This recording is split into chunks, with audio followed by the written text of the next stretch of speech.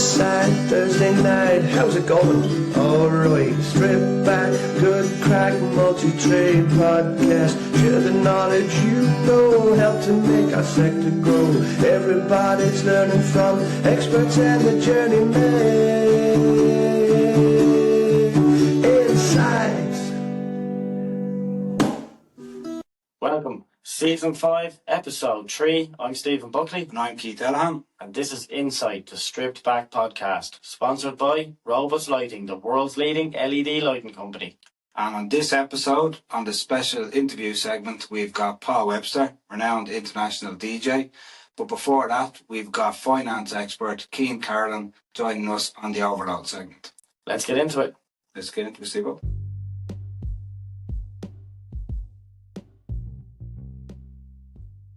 The Overload segment. Now on Insight, the Stripped Back podcast. Cian, thanks for joining myself and Keith on the podcast. It's one that we've been looking forward to for a long time now, and we're just excited to get stuck into it. Brilliant. Thanks a million for having me on. Yeah, delighted having you on. It's a big taboo subject for people in Ireland. So talking about their finances and and getting finances in line. So it's great having you on. Yeah, no worries. Yeah, we Irish people don't like to, we don't like to show our weaknesses. We know everything. We don't need advice, and that's probably not true. And that's why, we have a business that offers that to people. So yeah, listen, thanks for having me on, and looking forward to seeing what comes of it. Yeah, and I think even on the flip side of it, I think some of us don't even like showing our strengths either. And I think that's what the podcast is trying to do now. Is just trying to highlight that, the industries that are out there right now in Ireland, like albeit like the likes of yourselves in the background, the likes of Keith, myself, plumbers, carpenters, everybody else, the backbone of the country that's keeping everything running.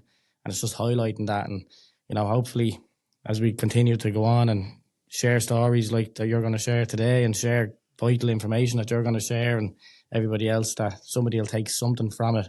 And it'll encourage other people to come on and share as well, Yeah, well, look, when you kind of reached out and asked, I kind of said, my first reaction was, yeah, definitely, because that's my personality. I jump at everything before thinking about it. And then I thought over the last couple of weeks, God, a bit of a fraud. What, why me? And there's plenty of other better looking, smarter people out there, more successful, that could come on and do this. But then I said to myself, look, almost every time I speak with a customer, I can add value. And I'm bringing something new to the table that they didn't know, that's improved their circumstances. It's not rocket science, but it's stuff that people don't know, that they don't even know they need to know. And I kind of said to myself, okay, well, look, hopefully that comes of this conversation, that someone listening, even if it's one person that picks something up that they say, God, I need to do that, or I've never thought of it like that before. So yeah, that's kind of why I decided to come on, basically. Yeah. And that imposter syndrome is scary, isn't it? It's scary to think that there's people out there doing, really good at the job that they've trained so long to do, and yet they'll still wake up in the morning and still be put in a certain situation during the day and actually question their self-worth. It is scary, isn't it? Yeah, but that drives you on. I don't think I would be, not like I've not cracked anything really, but I'm doing okay. But I definitely wouldn't be doing as well as I'm doing if I didn't feel like I'm always trying to get there. If I felt that I've nailed it, I think that's where you stop that's where the progress stops, and that's where you start slipping up and balls drop and everything. So I think it's the part of me that regularly comes up every now and again, that little bit of seeded out once every now and again, or God, is this actually going to pay off for me? Is it going to work? But I think without that self-doubt, and by the same token, I would probably say I'm, no one is more confident in my ability than me, and I'll put my hand up and I feel like I'll, within my own lane, I feel like I'll put my hand up and do a better job than the next person every single time. But then sometimes that's the pretender syndrome where you have to fake it till you make it, but you never make it. You're always on a journey, it's interesting, yeah. And taking it back to school days, what were you like in school? Did you have that same mentality when you were in school? No, not really. So, like when I think of school, I go back to secondary school, and I was lucky enough to go to pretty good school, surrounded by really smart people, and I was just not one of them, right? So I'm not academic. Give me a book, and it'll gather dust. I listen to a podcast. I read books by listening to them on Audible. Same. I can't focus for long enough. I don't have the attention span to sit and read a page, let alone a book. So that's just my nature. So I was not academic. I had no real interest in it. I had more interest in interacting with the teacher and having a bit of banter. I had more interest in, being mischievous in the classroom and kind of bouncing off people around me. And that wasn't that wasn't the idea of the classroom really. But I think I probably identified from an early age that, bit of charm, bit of confidence, a bit of personality actually serves you well, and there's a likability element maybe to it, and that's a skill that it's part of your personality. Like that serves you well in life, right? So when you get out of the classroom, out of the academic environment, it's far more about that piece rather than the actual book smart piece, and that just wasn't my thing. So like in school again, I just threw my hand to everything that wasn't in the classroom. So it didn't matter whether it was a sport thing. Played so many different sports and bang average at pretty much everything. Played so many different musical instruments. I did so many different co-curricular things. I had a great time. But it didn't serve me well on the leaving cert. It didn't serve me well, trying to get into college, and there was so and I'm probably just lucky enough that I found an industry that you don't necessarily need to be an all-rounder. You just need to be particularly good at one thing or a few things. And the most important bit of it all is being able to listen to people, kind of hear what they need, find out kind of discovery maybe, in conversation with people. Like, what is it that they ultimately need from me? No one comes to me to put a pension in place because they want a pension. No one comes to me to get a mortgage because they want a mortgage. They come to me because I want to move out of my family home. I want to plan to have enough money to live off when I retire, that I'm not going to drop my standard of living too much, So it's about learning to know when you're chatting to someone, what is it that they actually want? They think they need this, but what do they want? What is it really? What's under it all? What is it that they need? And then it's about being able to pass a message on, whether or not you've got the answer straight away. It's about giving them confidence that you're going to get them where they need to get to. And I suppose that's what I figured out probably in my mid-20s, that, you don't need to be the best pension expert in Ireland or the best mortgage expert in Ireland.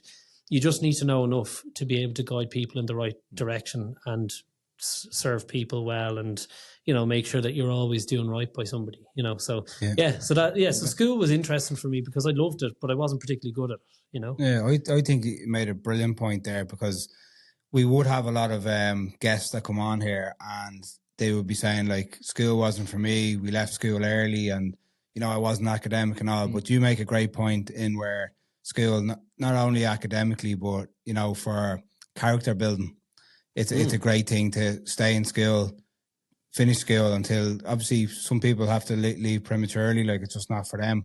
But it's not only about the grades and the results, it's about building your character as well. Big time. And I think that's where, again, college, totally, whatever I did in college, I did an arts degree, studied music and Irish, and that was the epitome of me not knowing what I wanted to do, right? So I picked things that I was good at and I studied it in college, but it was more than just the academics again. It was the whole friendship building, relationship building, and friendships that have lasted. Some of them I've worked with, some of them I've married, one I've married. But, it was, I probably realised from school that actually it's not all about this. It's about the bigger picture. And, you do a bit of growing up in school. You do even more growing up in college. You learn a lot about yourself. And it's about realising that you don't have to crack it at 20. You don't have to know what you want to do even by 25 or 26. And if you're sitting there at 30, it's still plenty of time ahead of you to kind of get it right. Yeah, like unannounced to yourself, you're probably building up for the job you're in today. Yeah, like that social development. Yeah. I think, and you mentioned as well, being able to, engage at an early age with your teacher, with other classmates, and then going to college and getting involved in different, non-mainstream academic extracurriculars. It allows you to be able to listen, to engage with people. And I think that then sort of transitions into, like what Keith mentioned there, what you're doing today. So, you could have a couple of individuals arrive into you with a certain background, a certain story of where they're sitting in their life right now, and looking to gauge a bit of information about how they can, move in a certain direction. And similar to that, somebody else could come in who feel like they might be quite similar in a certain situation, but when you actually listen to the story that they're telling you, you're able to gauge that, their circumstances are quite different to the people who were just in before you. And to be able to listen to people and actually gauge all that information, process it, and being able to then sort of delve out different information to two different people that might take them in quite different directions, but might get them to where their end goal wants to be. I think that is a development that happens over time. And I think, like, you just both hit the nail on the head there. It all comes down to social development. And, people want to get to a certain point in their career as quick as they can. And I think there's a lot to be said for, working towards something through different avenues. And I think that's exactly what you've done, Yeah, like, I mean, I probably haven't had the most traditional path.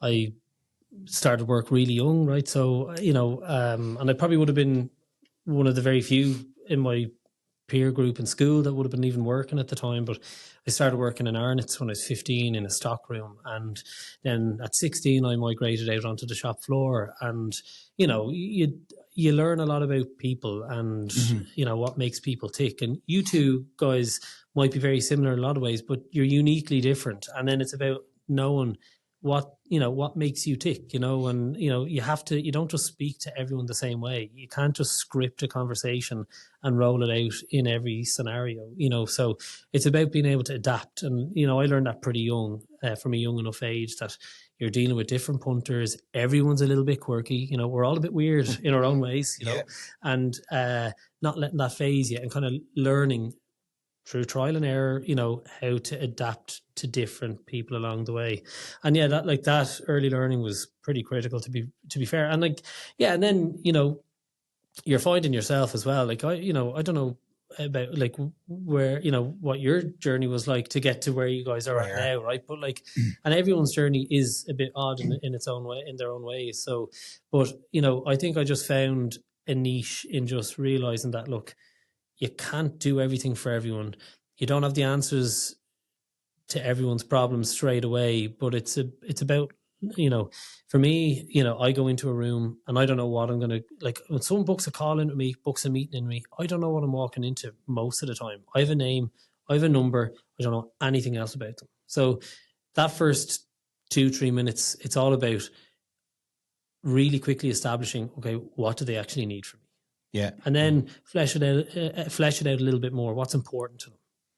A little bit about their family situation. I've the luxury of being able to ask really direct, really personal questions, getting into a space that most people won't talk to anyone else about within reason, right? Or a very limited number of people.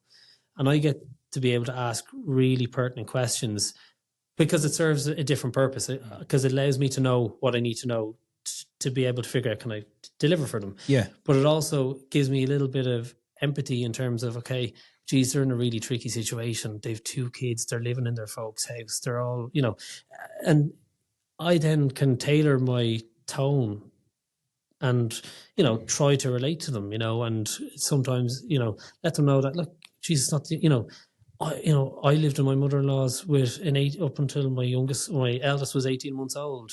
That wasn't ideal, but it's not a forever thing. And it was great, by the way, but it's not a forever thing. And there's no shame in not being where you want to be, whether it's family-wise, career-wise, whether you're still living at home, whether you're paying high rents and you feel like you're never going to get out of that trap, that's fine. And so for me, it's just, and like you guys deal with people, like no matter what industry you look at, it all comes back to you're generally dealing, unless you're dealing with a screen and you're trading crypto or you're trading, you know, stocks and shares, and you don't have too much human interaction. The majority of jobs are very, you know, much aligned in that you're going out to someone that has something that needs to be fixed or needs a solution given to, and you need to be able to give them the trust that you're the right person to be dealing with. Yeah.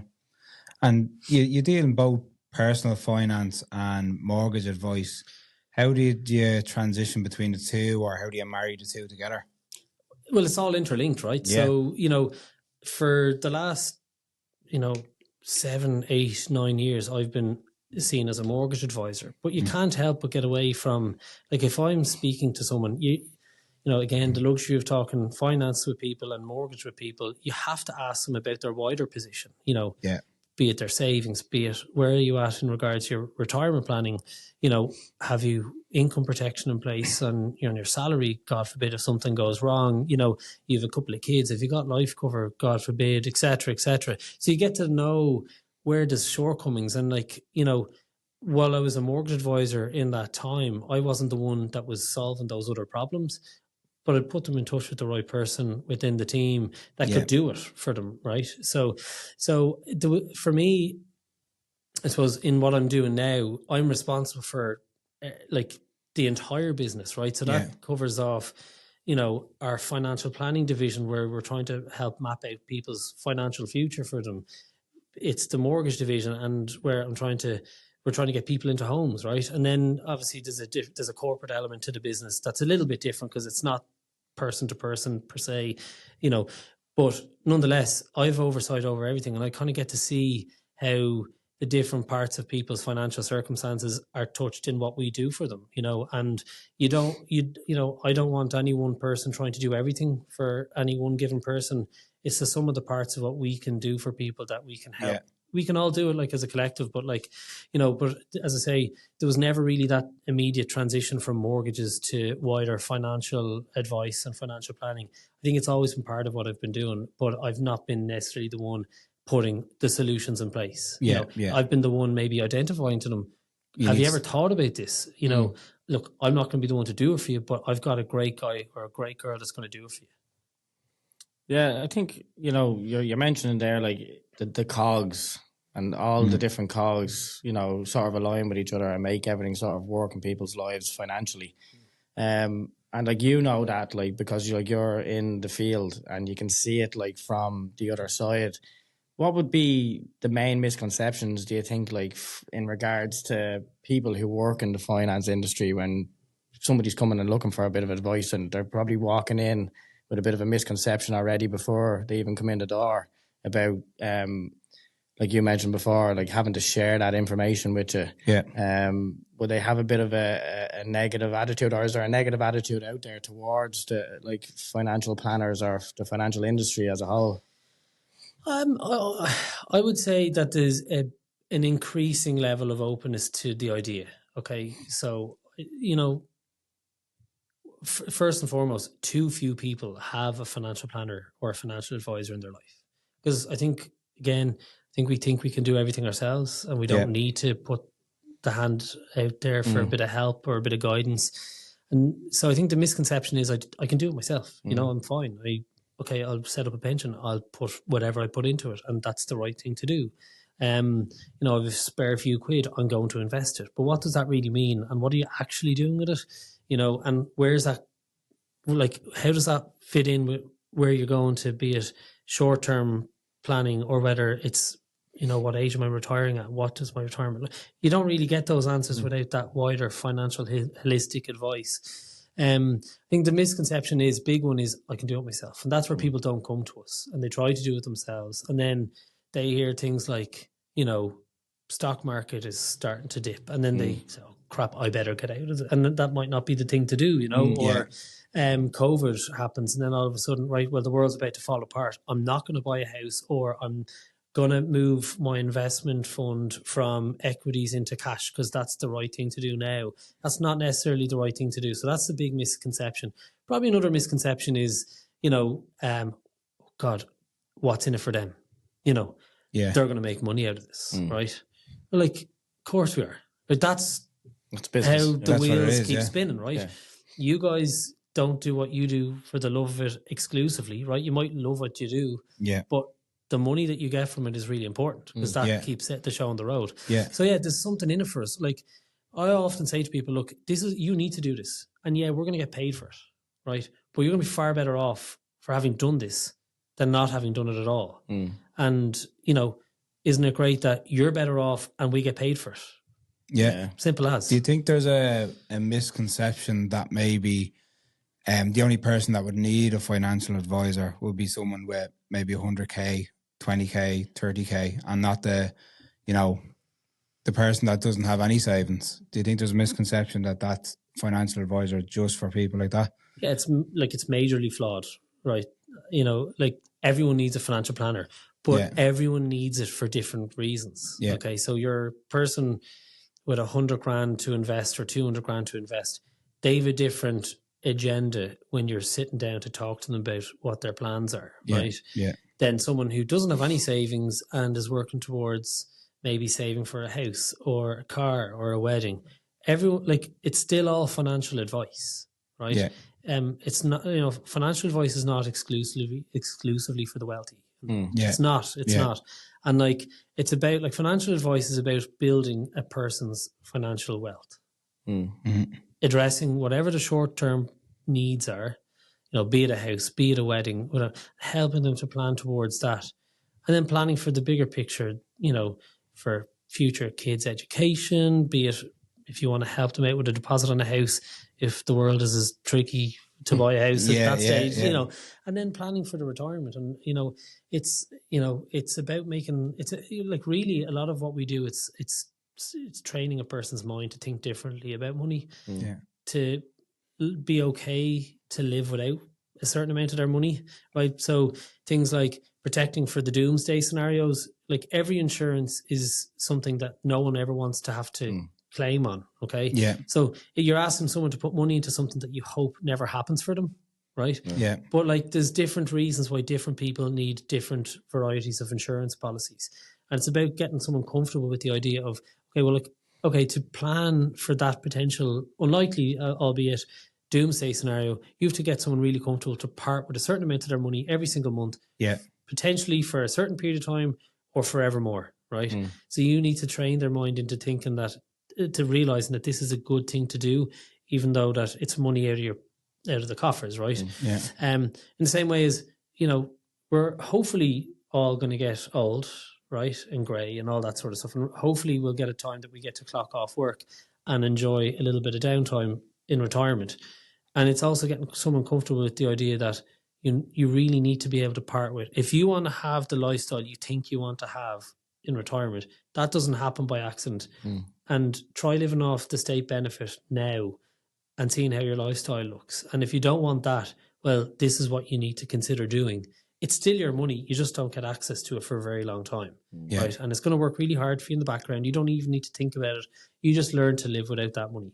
So you're training people to kind of learn to live without that money rather than living constantly outside of their means. You know, if everything that comes in is just going out every month, that maybe you can't control that because your income is really, really tight and your overheads are high for whatever reasons, and that's fine. And it's about bringing someone out of that place, right? Yeah. But for those that genuinely, when you look at it and you say you have the scope to do these things, you're just choosing not to do it, and you're choosing to spend your money differently. Just training people's thought process about money and making them realize that you can't have it all right now. And if you want the things that you want at any given point or down the line when you retire, you need to learn to live without. So the biggest financial lesson is teaching people to learn to live without a certain amount of money every month so that you can do the things that you need to do for them as their financial planner. Yeah. To make sure that shit happens, they're fine. You know, I get a phone call from someone, from wife, to say husband just passed away. Okay. And it's horrific. It's terrible. And there's a whole different stream of problems that are there. Yeah. What I want to make sure is that money isn't one of those problems for them. Yeah, right? 100%. Yeah. And I don't want someone ringing me, and it's happened before. I'm 63. I'm hoping to retire in 2 years. I don't have a pension. I have a house. It's worth €400,000. What can I do with that? Well, do you want to keep living in it? Your options are pretty limited. You can raise debt if you want to. You may not want to carry a loan into retirement. Your options are pretty limited. So it's trying to get people really as early as possible, but it's never too late to get them into the space where they're planning for things that might not happen and planning hopefully for the things that are more likely to happen, that you've the money to live and enjoy them. You've mentioned like debt there, obviously, and not in the regards of in the grave, in regards to money. And is that something that, like what Keith mentioned, you're in your median part of life, like you're earning, you're working, you know, you've got money coming in, but you've also got money going out, and it's trying to have an understanding of what good debt is and what bad debt is, because everybody has debt. Like, I mean, even your mortgage is debt for a temporary amount of time that you have to pay back, but it's a means to an end, and it's something that's eventually going to be there either for yourself or for your kids down the line. And it's knowing when it's good to put yourself into a little bit of debt and when not to. Is that something that, you know, people would come to the likes of yourself about, to say, look, I've got this amount of money coming in monthly and I would like to spend it on this, but, you know, give me this little bit of advice. Do you think it would be worth it or not? Or is there money to be made back from that down the line?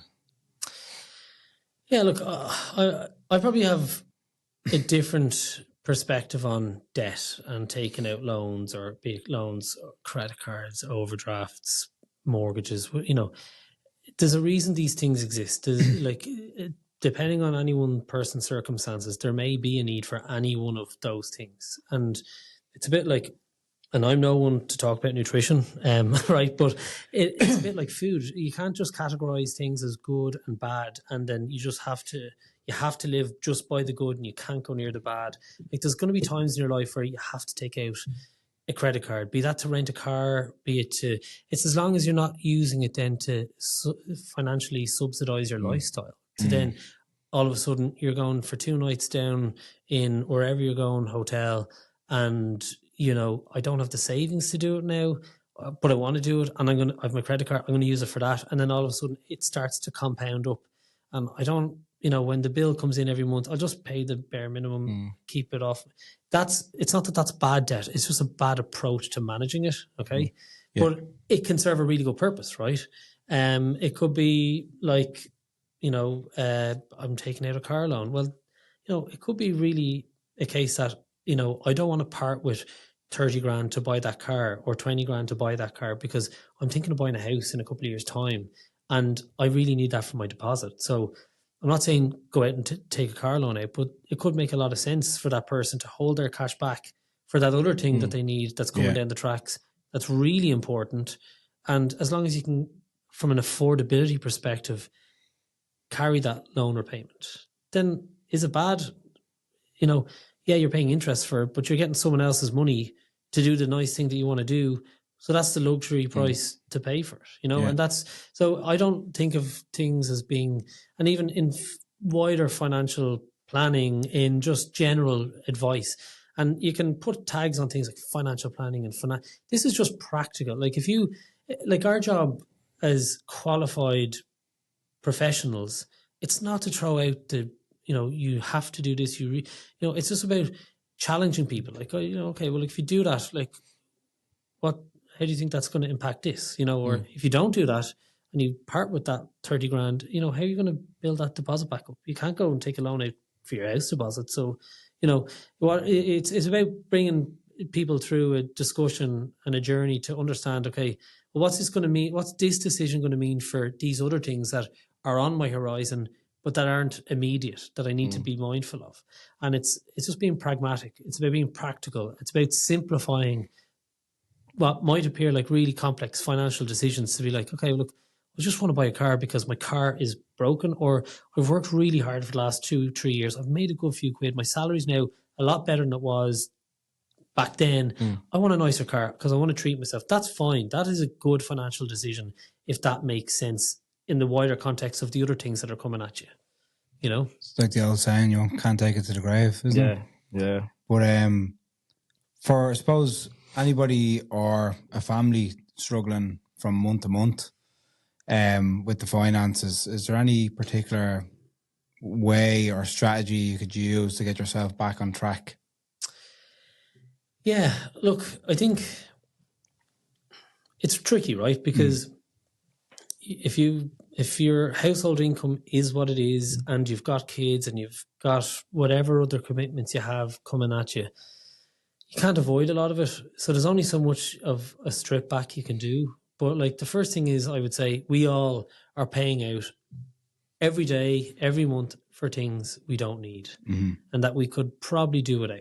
So the starting point is looking at your bank statement. I mean, you learn a lot about somebody, and I learn a lot about myself. And I think I'm on top of my things every now and again. And then I print out my bank statement. I look and I say, wow, when you add and everything up, like nothing crazy, right? But it's the sum of the parts. Like if you're not mindful of these things, so when money's tight, you have to be really forensic about it. Yeah. You have to manage yourself like a business. There's a certain amount coming in, and if I don't want to be building up debt, there's only a certain amount that can go out to avoid that happening. Yeah. So you have to maybe cut back on a couple of the nice things in life for a short period of time, and that's not unavoidable. Double negative, right? So you have to go with it. Okay, so there has to be a bit of a strip back, but then you have to look at it, and like this is a tricky thing to say to someone, right? But if your income isn't where it needs to be, like, other than going to your employer and saying, I want a pay rise, which, that's a flip of a coin, and however that goes, right? But that's not going to solve everything, right? Because it's only going to be a relative increase, whatever it is. It's not going to solve the fundamental problems. Yeah. The tricky conversation is saying, well, like, ultimately, if those outgoings can't change, this has to change. Your income has to go up. And only you can control that in a meaningful way. I mean, my first job in financials, and this is probably another misconception, people working on financial service are making mega bucks, okay? And it's like any industry. You take any profession, there's a wide spectrum of earnings profile. You have some people that are absolutely killing it and they're making a shed load of cash, okay? And then there's always people at various different stages within that spectrum. And there's always people at the lower end of the spectrum who are at, be it the early part of their career or maybe at never advanced to beyond a certain point, that they've stayed at a very entry level salary scale. And that's possibly just the way things have worked out. I would argue that it's probably life decisions they've made and they've decided not to try to push themselves. And look, that's not a popular thing to say, but like it is a harsh reality that like if you're at a certain level and you stay there from the start of your career and you finish your career at the same or similar enough level, like you've chosen to stay there. And like maybe life has happened, but life happens to everyone. Even people that are killing it have tricky things happening in the background, things happening at home. And we're all balancing trickiness all the time, And so I started my first career in a bank, okay, and my salary was €20,988. And that figure is embedded in my head. And I don't work explicitly to make as much money as I can, although I try to make enough money to be able to do the things I want for me, my family, and everything else, right?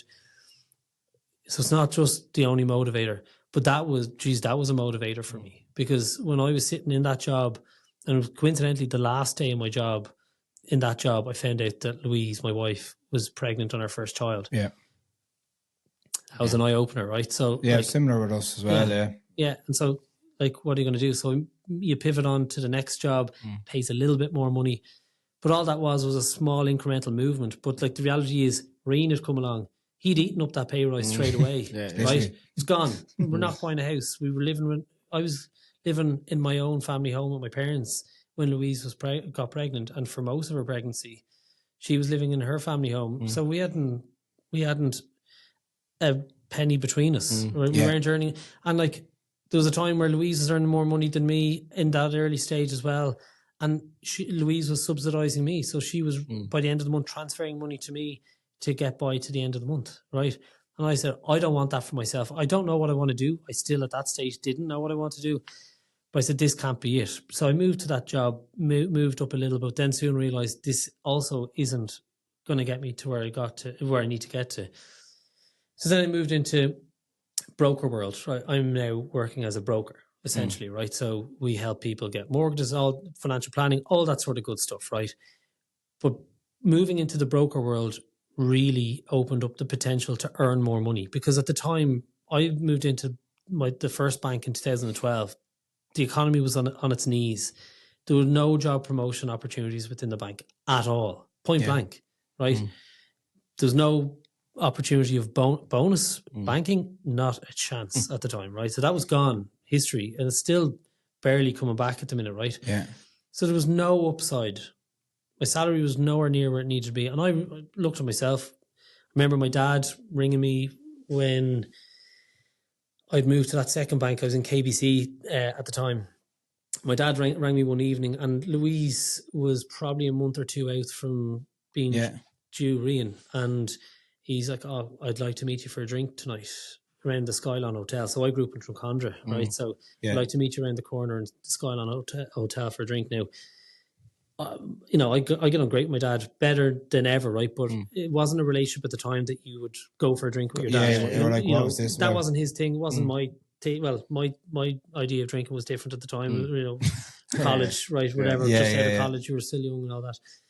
But he called, you know, summons me for a drink, and I was like, "Oh, jeez!" I spent the rest of the day wondering where is this going. What's this going to be about? Yeah. But it was like the biggest eye opener I've ever had. He's like, I'm more worried than you than I've ever been. I don't know. You have no idea. You're 24. You have a kid on the way. You know, you don't know where you're going career-wise. You're not making enough money to be able to support Louise and your child and find a home for yourself. You're in a really tricky position. Have you any plans? What's the plan? You know, that was the gist of the conversation. Yeah, right? yeah. And I remember, like, you know, my memory isn't generally great with a lot of things, but I remember that conversation. I remember getting that call. I remember sitting down that evening in the Skylon Hotel foyer, having that conversation and coming away thinking, really gotta wise up here. Need to figure this out. Now, what did that mean? I don't know. But, you know, I was a hard worker. Just didn't know what I wanted to do. Wasn't in the environment that was going to happen for me. Moved into broker world.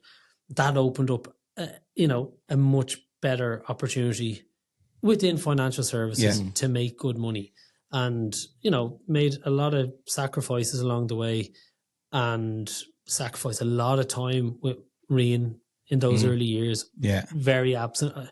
I suffered allegedly from absent father syndrome, right? Yeah, I had a bit of that myself, still do. And look, still guilty of it, right? But like, it was just one of those things. I was convinced in my head. I knew what was going to happen here. I knew something was going to give, and it was going to click. And it took years to click, and it worked out, and it served us very well. So I would say that, like, if you're not where you want to be in your job, be it because you're not earning enough money or you're just not happy in your job, you're going to be doing it for long enough. You might as well do something you're happy with, and you might as well try and make as much money as you can along the way within reason. You know. Yeah. Like you mentioned your wife there and the situation that the two of you were in at the time, and I think, like, obviously we could relate to it very well, like coming out of, you know, the recession at the time and qualifying as electricians through the recession, and, you know, you'd have one person working, another person, then we'd be in and out of contracts of jobs, and, you know, you'd be trying to get the next one, and you'd be supporting each other, like you said. And I think, like, there's probably a lot of people in that position now that, you know, are dual income households, even in the rental sector right now, so they're renting as dual income households, and they're paying their bills. You know, they've all their outgoings going out, and they don't have that extra bit of cash at the end of the month to put a bit of money aside to even live, let alone save. What key factors do you think would be, you know, beneficial for anybody listening now who's in that situation, that are looking to try and step away from that situation and get into, say, getting their first home or getting onto the ladder? What would they need to do to be able to get themselves in a position to, you know, get onto that first home buying position for themselves? Yeah, look, there's, like, if it was that easy and there was one answer that would solve all of those problems, then, you know, there would be none of those problems, right? No so question. It's not too easy to solve that position, right? But what I would say is, you don't know until you've gone to someone to ask, you know, is this possible?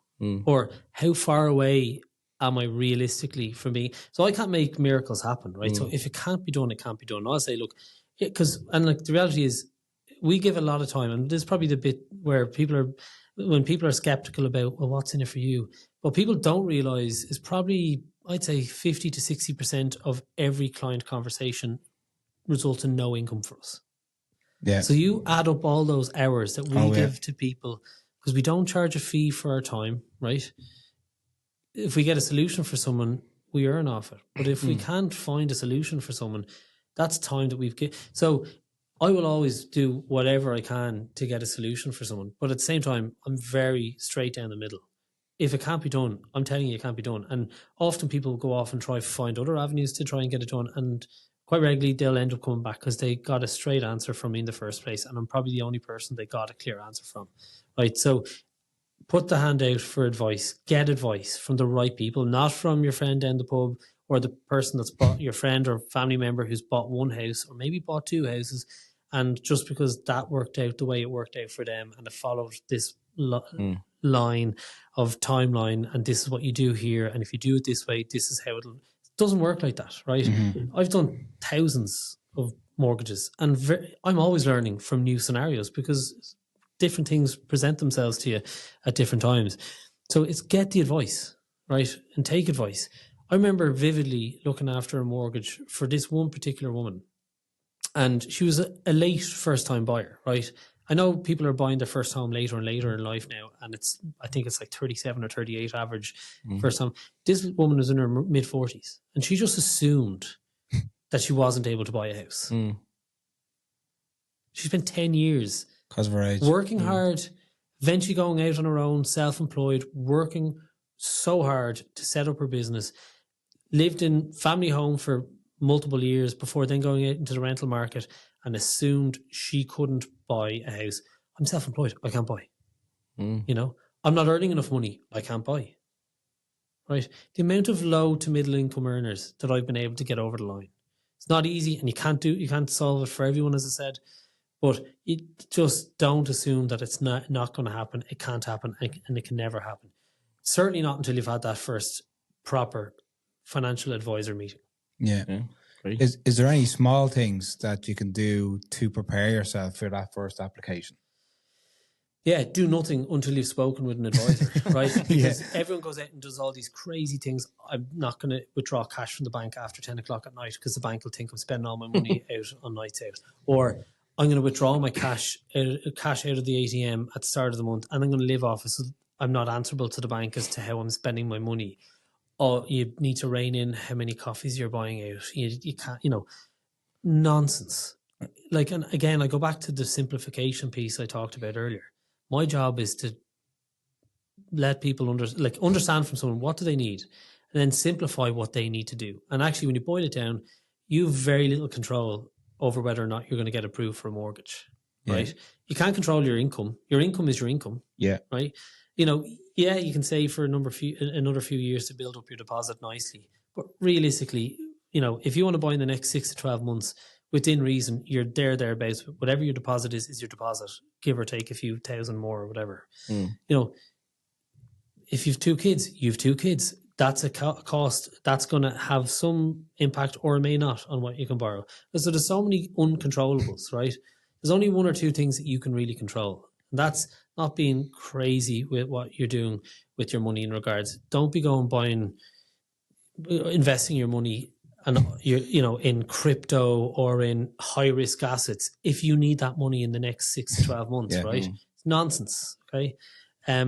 There's a time and a place for crypto and investing in high risk funds, but that's not the time. So don't go down and spend hundreds and hundreds every month in Paddy Power. Don't go, buying a big flash car 6 months before you're buying a house and taking on €1,000 per month or an €800 per month repayment without, at least if you're going to do that and you can afford to do that, that's fine. So the first thing you do, it's really simple, just book in an appointment with a financial advisor or a mortgage advisor and just get the answers. If I do this, how's this going to affect me? I'm doing this at the moment. Is there anything I need to do? And quite often, by the end of that first call, I'm saying, okay, you can actually stop doing about 3 or 4 of those things that you're doing. Don't worry about it. Because the fundamentals are you showing that at the minute you can afford to pay a mortgage? Be it through rent that you're paying or be it through savings that you're taking out of your current account and putting into a savings account. Like, they're the things you can control. So are you doing enough to show that if this bank gives you, or this mortgage lender gives you this more money, that you've shown over the last 6 months that you've the capacity to pay it? Yeah. That's all you need to do. It's all that. Don't worry about it. I remember when we went for our mortgage, we had a lotto subscription. So it was literally €4 a week, like direct debit. And the big thing with our application was you need to get rid of that. You need to get rid of that subscription. Now that was probably about 10 years ago now. So, and you know what? And I'm going to sit here and time. tell you that's nonsense, right? Mm. So, and this is where you like it's like €4 a week, whatever the one line with the quick. But the principle of it, that is utter nonsense. There's nothing sinister in what you're doing there. Yeah. It doesn't strike me as something that's a habitual issue for you. That's just a thing. Yeah, right? That's what we were thinking. And if my argument is, well, if you're shown that you can pay your mortgage and you're shown that through saving enough or paying your rent diligently on time and not missing payment, it'd be different if you were doing the lotto and then bouncing direct debits in your current account because there wasn't enough money left. Because that's choices. Yeah. Well, where are your priorities? Like, cut that out. That's what we were thinking because we were obviously making what the mortgage would be and whatever percentage over that as well. And this is probably the point that I'm getting to is it's like any industry. There's bad electricians in the industry. There's bad plumbers. There's people the doctors that are just not good at what they do. In every walk of life, there's people that are just not that good at what they do for a living, right? Yeah. And there's, even within people that are supposed to be qualified, there's bad information that's given to people. Wrong, just fundamentally wrong. So, like, that frustrates me because it doesn't represent my industry well, right? Yeah. But, like, I'd be kind of saying, that's nonsense. And actually, I'd be saying, if someone tells you that, you need to go and get a second opinion and you just need to be dealing with someone else. The amount of times I've been able to get a deal done, I've had people come to me and say, I did my mortgage with X bank and they've turned me down. And within the same month, I go, in some cases, to that exact same lender and I say, here's a new application. This is how I've presented it. This is what we're looking for.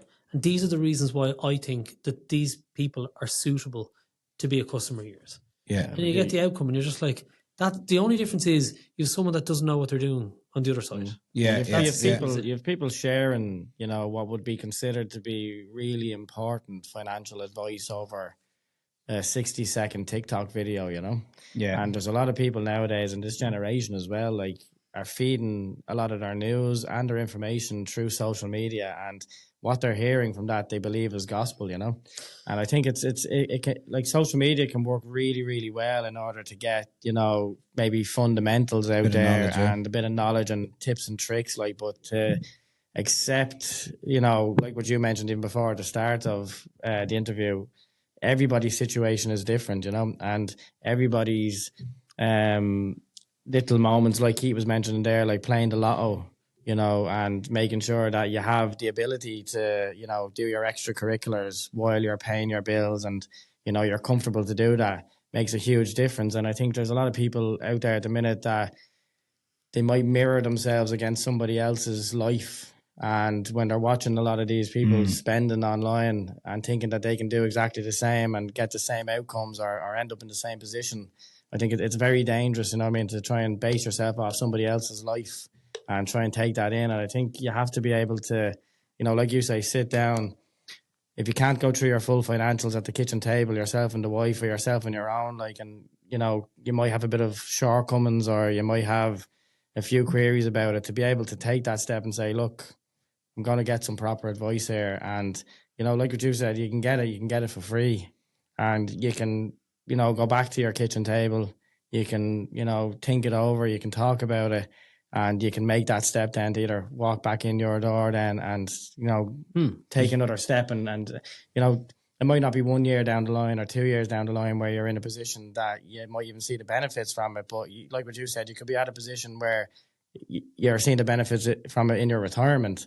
You know what I mean? And it's knowing what you want out of that situation is going to make, a huge difference in your life. And I think it's crazy for people to think that, crypto, like you mentioned, or, somebody's 60-second information that they've just shared through TikTok, like, is going to change their life, like, within, 1 week or 1 month. I think it's like crazy. What you mentioned there, like, we all know somebody or people online, friends, people we know that like might put up their betting slip from the weekend where the accumulator might have come in and they might have won £1,000, like, and they put up they put up that betting slip and they'd be like, I'm after getting all this money. I just look at that most of the time. How many slips haven't gone up? Yeah, exactly. And they're still living in the box room upstairs. Yeah, so I've seen it myself, and I've seen, you've been at, it could be a family do, or it could be a party or a 40th, and you have somebody saying, I've taken out a second mortgage, and I've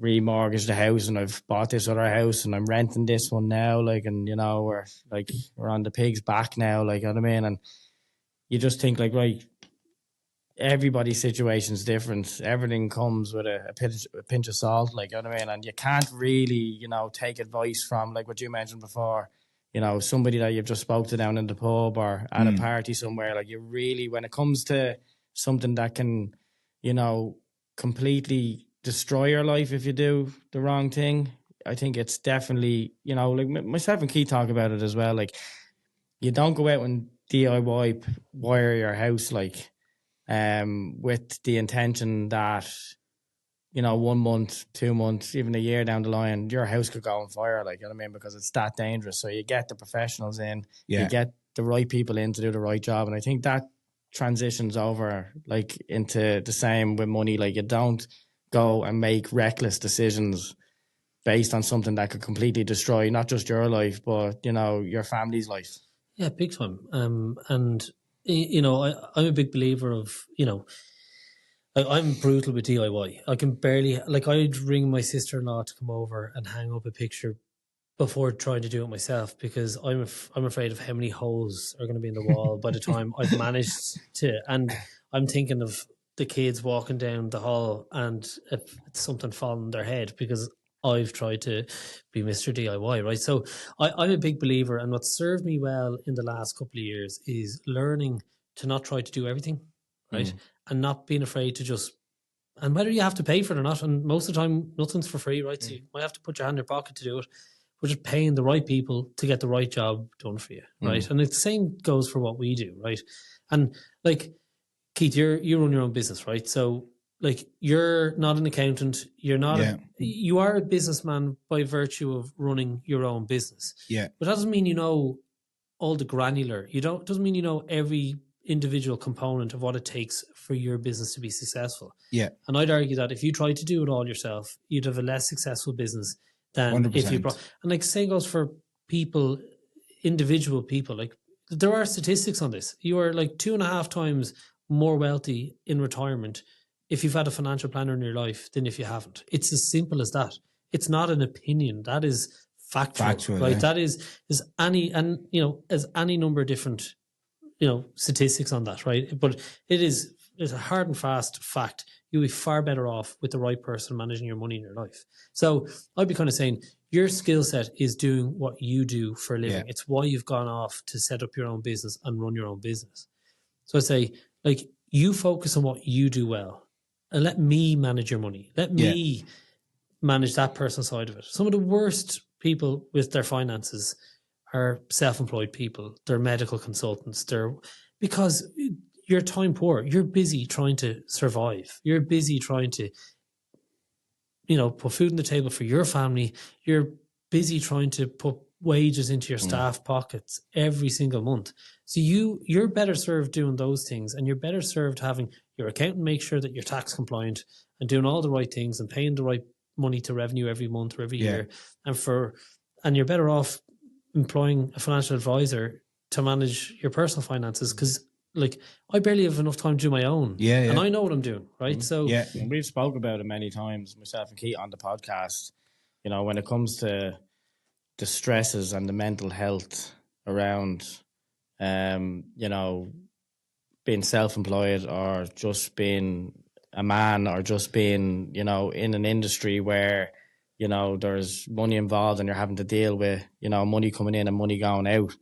It's a scary thing to think about the stress and where it can take you, like in regards to suicide rates and everything else that comes along with that, there is actually a door there and a support there in the likes of yourselves, that if you know about it, and if you can get to it early enough, like that those stresses could be lifted off your shoulder. That weight could be lifted off your shoulder.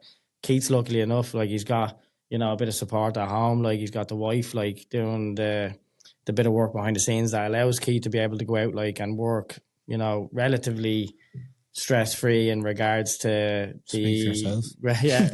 in regards to the money end of things. No, definitely. But, you know, there's people out there that are obviously struggling right now in regards to, you know, getting out there and, you know, having to do the day-to-day physical work, and then they can't leave it at the door. They walk in, they have to sit down at the end of the day then and go over the finances as well. And I think it's a major thing that definitely needs to be looked into, especially as a self-employed contractor, Keith. Oh yeah, well, definitely in that sense. But then, like Cian is saying, personally as well, like the likes of the life insurance, and, you know, if you're the sole provider, or I suppose the top heavy provider, you're kind of, that life insurance and income protection and all that kind of stuff is as Cian will tell you, it's very important. Like, yeah, but like it's a bit like, you know, sometimes you don't know what's, you know, from a health perspective.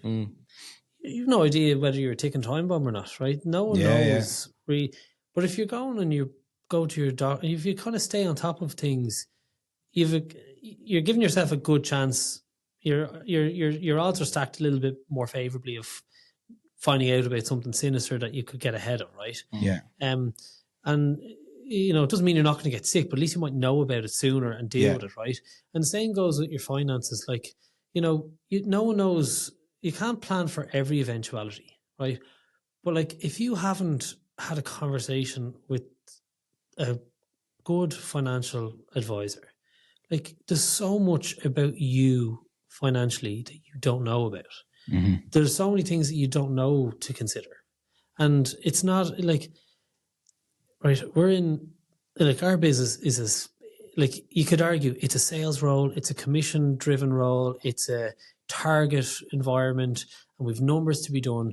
No, like, we have a business that we need to make money to be ideally profitable, but at the very least not lose money, right? So we have a business where you need to run. Ours is an advice-led business. Like, we give advice to people. And if we have to put solutions in place, we put solutions in place. So it's an advice-led, solutions-driven business. It happens to make us money. It happens to cost punters money, right? But that's the fact of life, right? So nothing, you know, but our job is to make sure that when someone walks in the door to us, that we leave them with no stone unturned. You might be talking about things that they don't want to be talking about, or they had no idea that you'd be talking about. But that's our job. So, and our job is to make people feel uncomfortable. Yeah. Right? Because what you don't realize is the damage you're going to leave behind if you don't think about and act on this thing. It's not to fear proposition people. It's not about, but it is about making them feel uncomfortable about the possibility. Right? Yeah. And it's about not being too selfish in yourself. Right? It's about, what I mean by that is, you have to be selfless enough to part with that money if it's your wife or kids that you're leaving behind, right? Yeah. You're not going to be there, but your money can be there. Yeah. And we can't replace you, but we can replace your money. And that's our job in that scenario. Yeah, make a great point. Well, for anybody who, you know, is listening to this now and was thinking, you know, I want to get in touch with yourself, Cian, and go down and maybe go over their finances, where can they find you? Yeah, well, like, naturally, I'm very happy for anyone to reach out, and they can reach out through my Instagram page at Cian Carolan Finance. They can reach out on our website, dngfs.ie, or just Google DNG Financial Services. That's how you reach out to us. And second best option, if you decide not to use us, just use someone good, reputable, that you trust. Yeah. And like, look, we'll work with people for decades. This isn't just a one-hit wonder. You're in and you're out and we'll never see you again. Like, you know, I play football five-a-side I play rugby with clients. I sing with clients. And they weren't always clients, but, you know, it's a trust, it's a relationship thing, right? And so gravitate to whoever you're comfortable with that knows their stuff. But don't rely on the guy in the pub that's telling you to do this, right? Yeah, definitely not. Reach out to good qualified, reputable. Go on to Google. What are their Google reviews like? What do people that deal with people say about those people? Yeah. Like, Yeah. what do clients say about their financial advisor? Yeah. You learn a lot about what you're going to get from a company when you look at their Google reviews. Okay. Those And they're not all prices, going to be yeah. perfect, because we're not all perfect and we get it wrong sometimes, right? But yeah, reach out to me, reach out to a good qualified financial advisor, and don't be afraid to take financial help. And don't be afraid to part with money for it.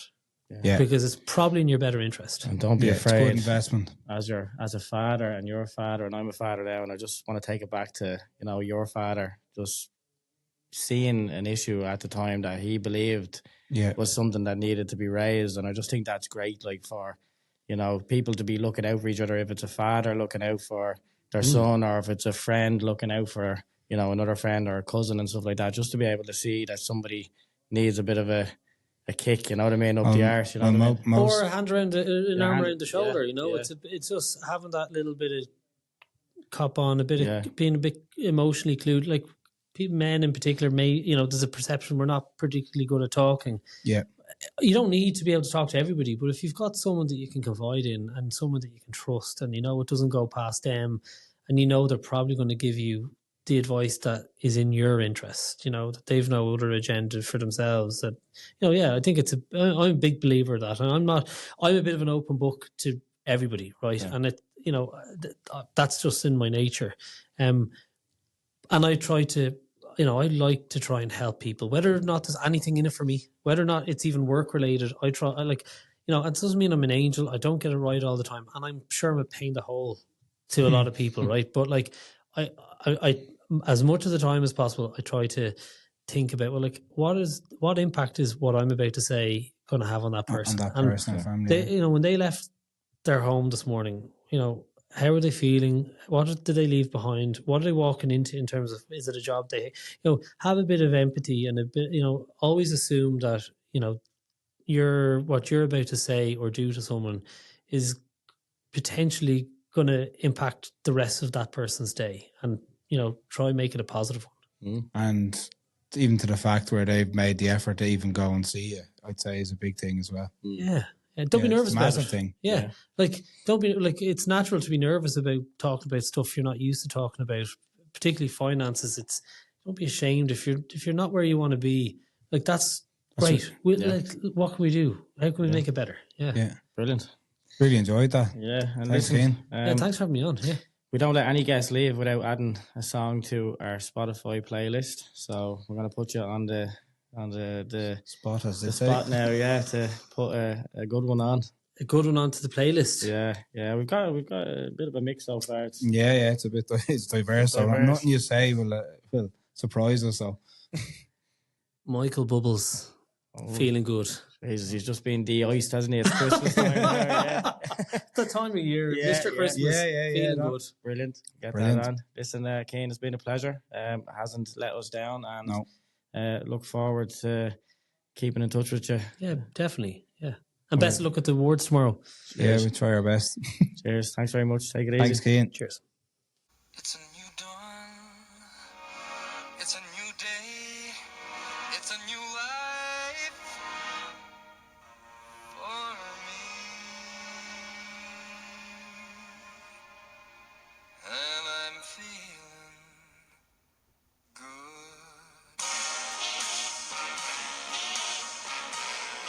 I'm feeling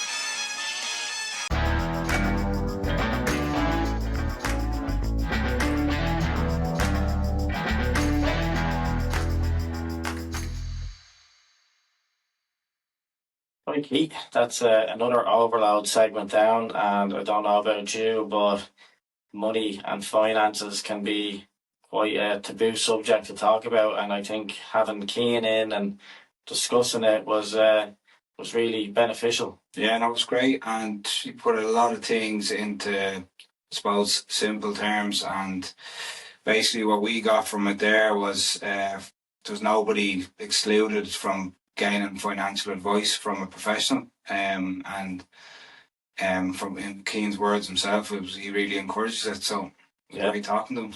Totally agree, and we'll put Cian's details into the show notes for anybody who wants to follow up and gain that advice. But I guess we'll just keep rolling on with the episode now. We've got Balbriggan native Paul Webster, internationally renowned DJ, joining us on the podcast for the special guest interview segment. Looking forward to it.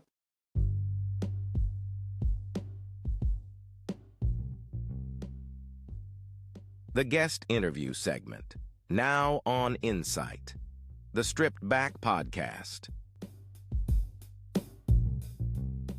Paul, thanks for joining myself and Keith for a podcast recording. I know Liverpool are playing tonight. You're bet into it there before you came on. Yeah, it's been a bit of an up and down journey here. I didn't know they were losing 1-0, got here 1-1.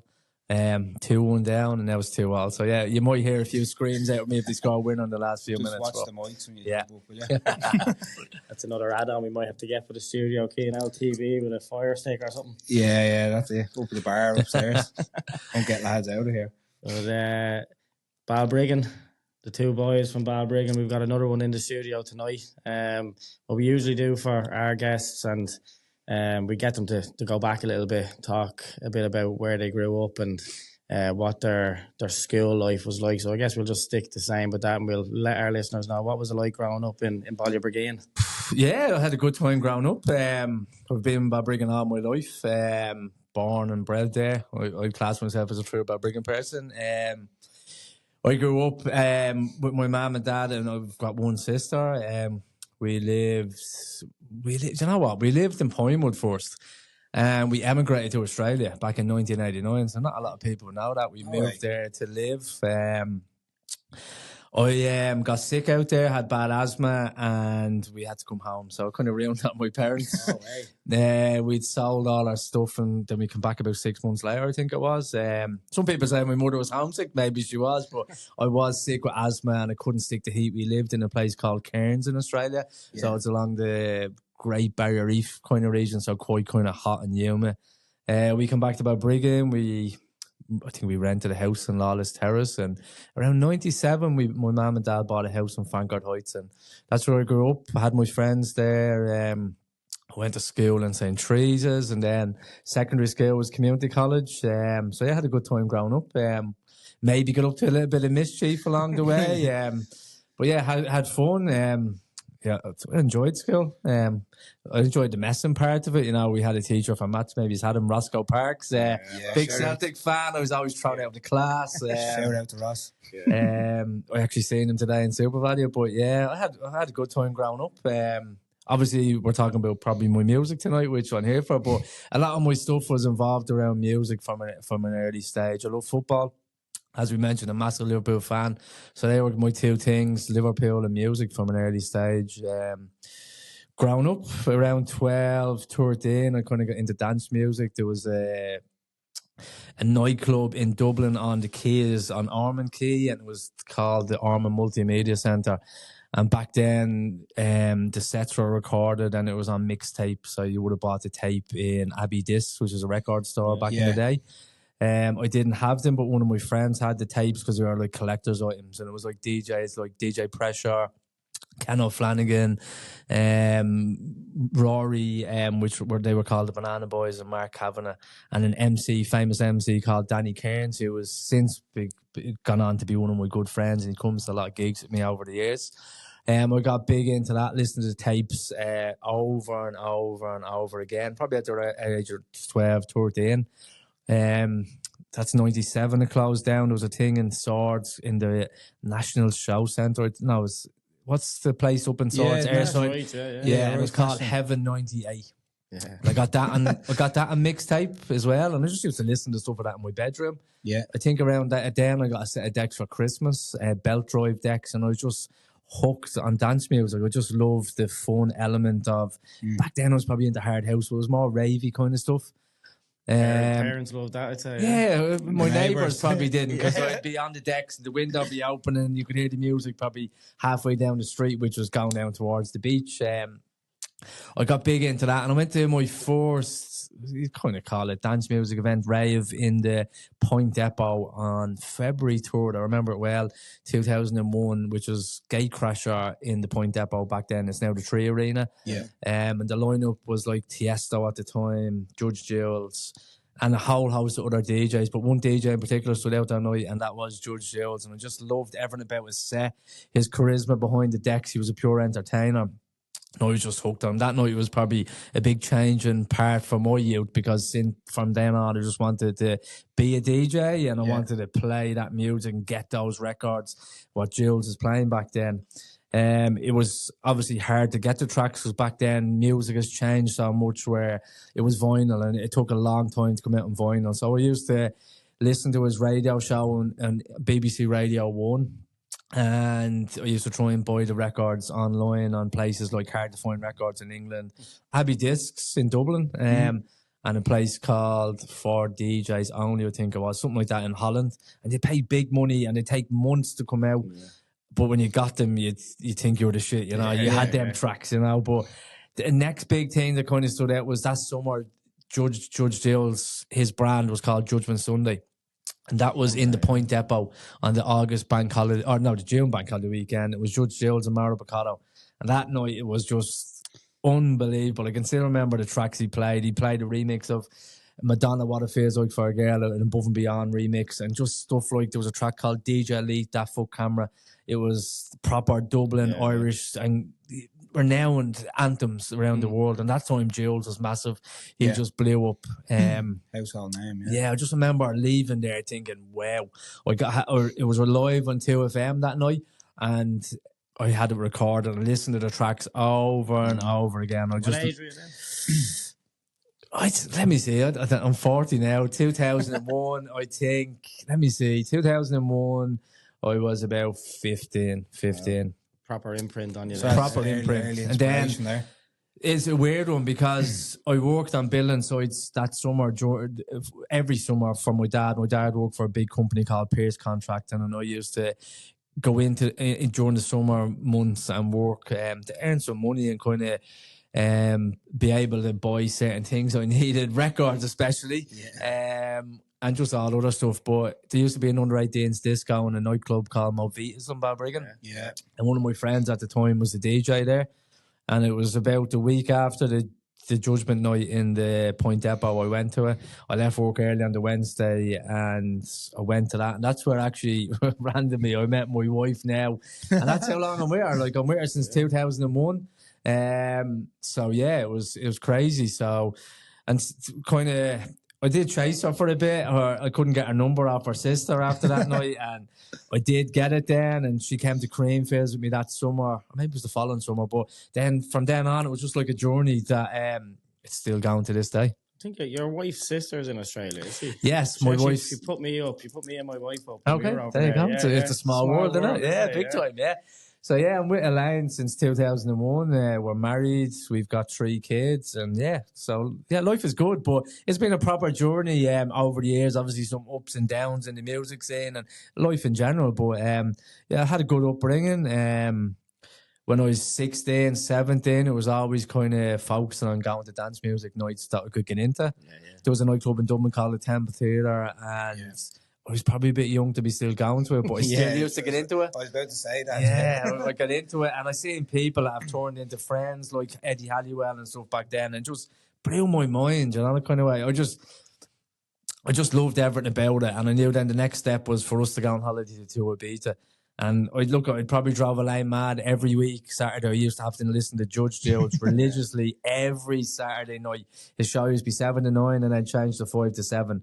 And I'd go down to her house. I think I bought her stereo one Christmas, and I'd have to... Bought yourself a stereo. Yeah, and we'd sit up in our bedroom, I'd listen to Jules with a recorder. Then I'd be in work or in school, and I'd be checking the internet on the old dial-up internet, trying to find a track list, and then trying to find them tracks to buy them. And as I said, it'd take months and months and months, and then you'd put mixtapes together and stuff like that. And then I got involved in pirate radio station, on a radio station called Club FM. I remember Club FM, Yeah, it was on that, probably when I was 18 at the time. Look, I'm probably skipping loads of things here, but I was on a... No, I was just going to ask you that, so it's handy for us. I was on a radio station. It was Sundays, I think it was 5 to 7. Elaine hated it. It was in like a not a dodgy little setup, a back kind of alley of around Daly Mount Park, and you'd have to knock the door and someone would come out and over there, it was real dodgy, but it was cool. And I'd have a 2-hour show every Sunday on the radio,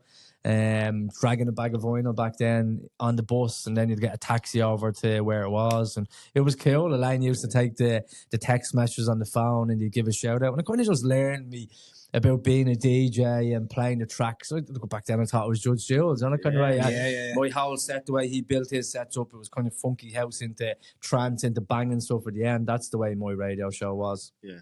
And it was stuff like he used to bring Elaine away for her birthday to say, go away, and we'd be going to stay in the Radisson, but really...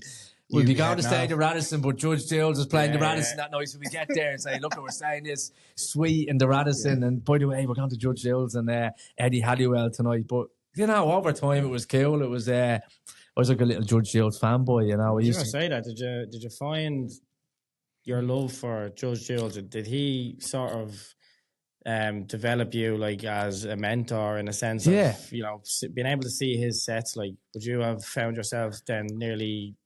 not mimicking him, but like at least learning from him. Yeah, of course. I loved the music he played. It was kind of like party music. It wasn't kind of honed in on one sound and one style. It was a mixture of loads of styles. Sometimes it was a bit harder to put sets together like that, jumping from genres to genres. But it was fun. It was a great element to his tracks. And look, at Jules was probably a little bit underrated, even though he's so big. He broke so many artists back in the day.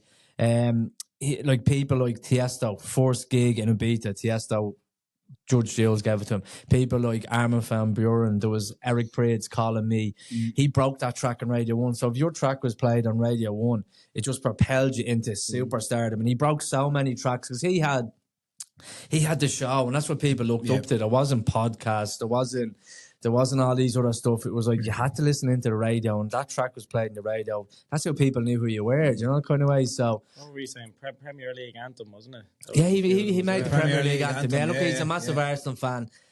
He used to DJ at Arsenal's Christmas parties and stuff like that. But yeah, he made the what's it called, the Premier League anthem, probably in 2004. Yeah, it's crazy. And look, then you can go into his night in Ibiza. His night in Ibiza was the biggest night in San Antonio from probably 2001 to 2011 till Avicii came on board, and I can go into that a little bit later on, but his night was the big night. It was on a Sunday night.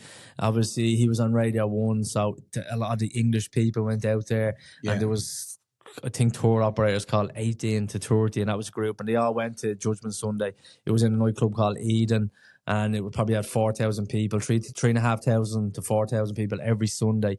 But it would be Jules and like Tiesto, weekly guests, and like Ibiza, so many people talk about Ibiza, and obviously there was a show, I don't know whether you remember or seen, it was called Ibiza Uncovered. Now, it gave the island a big name, but probably a bad name, because it focused on just one street for the whole summer, where it involved drugs, drink, sex, and that's what gave that name to Ibiza, and everyone thought, go out there, and that's what it was all about. But there's a lot more to Ibiza than what Sky One, should I say, kind of just focused on. It's such a good island. It's got such cool things, the best sunsets, the best restaurants, and obviously it has the best clubs in the world. And obviously with the best clubs brings the best DJs. But Judgment was that really cool night that when I first went to Ibiza in 2004. That was the highlight of my summer. It was Jules, Ferry Corsten, and Lisa Lashes, I think, on the night. Lisa Lashes, yeah. And that was July 2004. The year before that, I did go on holidays with Elaine, my wife, her family, and our parents don't even know. They went to bed. We were staying in Santa Ponza, and we said we were going out for a drink. We snuck off to Magaluf and went to see Judge Jules in BCM. Randomly, we were drinking loads of shots, and I think I got sick before he even come on, and we had to leave. So I don't think I ever told people that, but you tried. Yeah. We tried, but then we seen him with Ibiza, and like since then I've been going to Ibiza regularly, going back and forth to Judgment, and there was some other big nights on the island, like Cream and Amnesia. There was a nightclub called Space. There was Privilege, which people know Manumission. But people think Manumission was a nightclub, but Manumission was the club night, and that was in Privilege, which is the largest club in the world, and it hosts 10,000 people. It was a unique club that the DJ box was in the middle of a swimming pool in the nightclub. Yeah. And the people that ran Manumission, I don't know if I can say this, they had a live sex show on stage. So Mike and Claire were the organisers of the event. It was like a big circus, but they had a sex show in the middle of the club, and it was just so crazy. It was the craziest night in the island. In 10,000 people, I think, every Tuesday. So it was the biggest club in the world. And look, I can touch base as well later on. I played and privileged with Tiesto and, with Duncream and Amnesia and Judgment. That's not a pro, but to go to them club nights and then play them was quite special, that kind of way. When did you get the first break? First break would have been through Judge Jules. So I kind of got into production 2006 on St. Jules, my first track.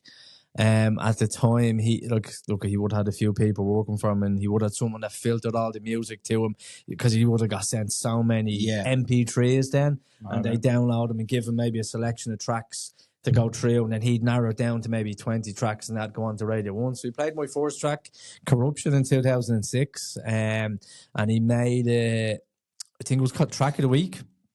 And then the week after, it got web chart winner. So that was there must have been some feeling for you. Ridiculous. Like as I said, the web chart winner, the track he picked, and people got to vote for the favourite track, and it was that. Look, it was all new to me then. It was all a bit kind of, wow, this is crazy. I made another track, remix of an old classic Jules used to play, Warrior If You Want Me, and he played that also.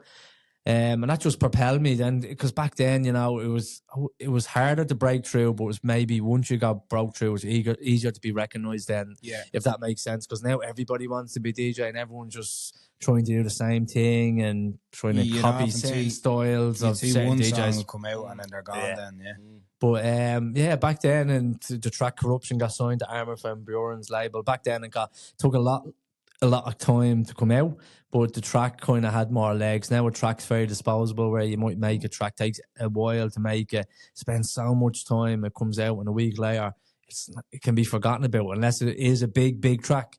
So how does the signing come about then? How does that situation, from the moment you're listening to your track being played, say on Radio 1, it's like, obviously your local surroundings, you're letting your mates know, you're letting everybody, your family know that this is happening. It's a major thing. I would have been listening.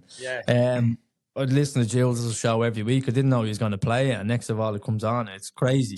Who reaches out to you then? Who reaches out for, I can't even remember. I think Jules emailed me then and said, we love this track, we're going to play it next week. And look, back then, to get the track signed, how would you say, it was good for him to play it, and it propelled you to so many people worldwide, from America to Australia. Everyone listened to it. Right. But now, if you make a track, you couldn't give it to someone on Radio 1, because it's changed, as in promotional wise of it. They wouldn't get the track the week before. But look, by giving him the track, it got me out there, and it would have went up on the track list on Radio 1, Paul Webster, Corruption, white label, because it wasn't signed. And I was shopping it around to certain labels, and then obviously Armin, who is the #1 trance DJ in the world for the last maybe 15 years. I could be wrong, don't quote me that, but I'm pretty sure there. He's always been a top trance DJ, maybe not the #1 DJ in the world, but he's always in the mix for it. He had a radio show called A State of Trance, and he had a label called Armada, and they wanted to sign it. A couple other labels wanted to sign it, but I went with Armada, and they signed me to like a 3-track deal. And it came out in 2007, I think, and then kind of dipping my hands into certain kind of elements and making some tracks for fun. I had a couple of other tracks out called The Wolf and Istanbul, that comes after Famous Night for Liverpool. So I just would have produced more and more music, and obviously that raises your profile bigger and better. And look, dance music changed a whole lot, but back then there wasn't as many young people coming through probably as there is now. So like, it would have been like the likes of Judge Jules, Eddie Halliwell, Armin, the likes of Scott Project, and there was John O'Callaghan, who was also from Ireland, Simon Patterson. There would have been loads of people. I was kind of mixing in with these guys, if that makes sense. So then probably put a bit of money then into behind yourself, and maybe new gear. Not even new gear. The times are changing. Vinyl was gone, so I kind of sold my vinyl decks around the same time in 2005. 2006 and bought CDJs because it was changing the CDs at the time. So I knew Pioneer was bringing out this CDJ, which was revolutionary, that it changed things dramatically. Instead of bringing, how would you say, vinyl to airport and clubs, you were just downloading tracks and sticking them on the CD. So I bought them because industry standard was the Pioneer CDJs. So I knew if I was going to be playing in clubs, I needed to learn how to DJ off the CDs. And I got up to scratch on them. So they brought out CDJ 1000s and then they changed to 2000s. And right now we're at a stage where the CDJ, 2000s or 3000s, but it's USB, so you just plug a USB stick in. Massive difference. Massive. But look, the CDs was cool, but even when we look back to CDs, you'd be burning CDs and then you know, it take forever. Now it's so easy. So easy, but I used to think I was the shit, like on LimeWire. You know? Okay, LimeWire, okay, yeah. But yeah, look, I know I'm skipping loads of things here, but I would have played some clubs on vinyl probably for the radio show, and then obviously Corruption propelled me, and I was playing clubs and festivals around the world and stuff like that. So it was quite cool. And ironically, my first time in Ibiza was 2004, and first club night was Judgment Sunday. Fast forward to 2009, Jules booked me to play Judgment Sunday main room. So that was like a bucket list thing, you know. It was me, him, Lisa Lashes, and Simon Patterson in that main room in Eden, July in 2009. So it was pretty surreal, you know, that kind of way. You mentioned they're signing up for the 3-track deal. Yeah. Did that put pressure on you? No, it didn't. Didn't put pressure on me at all. It didn't put pressure on me at all. Well, no, I'm saying that now, but no, it didn't. No, I was just making music for fun, and if they signed it, cool. You have to go to a different label. But they signed the name Paul Webster, so I could only release tracks under Paul Webster on their label. So the tracks, if they didn't sign them, I had to release them under a guise. So my name was actually John Paul. Randomly, my mum and dad called me John, and then it wasn't John, it was Paul. So I came up with a guise, Paul Webster presents JPW, and it was Paul Webster presents John Paul Webster. So I released some tracks under that guise on a few different labels. And look, it propelled me to get certain remixes, and I remixed some stuff for the label and stuff like that. So I remixed some classics, which always went down well in sets, like a remix of Olive, You're Not Alone, and other stuff like that, you know. And yeah, just having fun, having a party life with Elaine and traveling and having really loads of fun. It's deadly. Jealous, yeah, it really does. And we're right in saying you supported Tiesto. Yeah, like Tiesto is a weird one. He had a big compilation CD called it In Search of Sunrise. Unfortunately, he stopped that in 2009, and then he started playing a lot of my tracks that year. 2010, he was playing 5 and 6 tracks in my sets, and my tracks in the sets. He got in touch about remixing a track and sending more and more tracks. I said, look, I love your tracks. Can you keep sending to me? So yeah, I did. He released an album called Kaleidoscope, and I remixed a track off his album called Feel It in My Bones. That came out in 2010. He wanted me to support him in the Tree Arena. It was changed then in Dublin. Yeah. But there's a bit of politics. The people that ran the night wanted someone else to support him, and his management wanted one of the support acts, but he wanted me. And I didn't know up until that day if I was playing or not, but I didn't end up playing. But I went in on the night, and it was quality. It came in all, like Elaine, sister came in that you've seen in Australia, my friends, and we were backstage with Tiesto. Like Tiesto was during his set, played a lot of my tracks. I remember him on the stage, and then he wanted to go for a cigarette, and Elaine went out like during the set to have a cigarette with Tiesto in the Tree Arena. So quite surreal.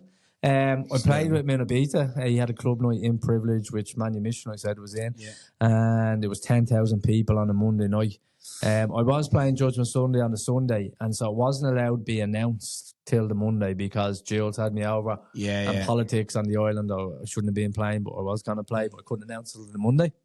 And I played with him, and ironically, the person warming up in the night was an iconic name who's since passed away, but Avicii. So Avicii was the opening act that night. It was June 13, September 13th, I think, 2010.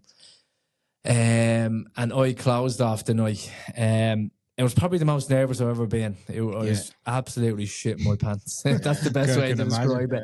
And he was on a 4-day tour of Russia, so I think he played Russia Thursday, Friday, Saturday, Sunday.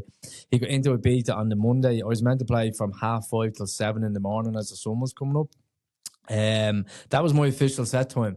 But I remember showing up to the club at about 2:00, and I probably had about 40 people, and they were like, "Are these all with you?" I was like, "Yeah, they're all with me."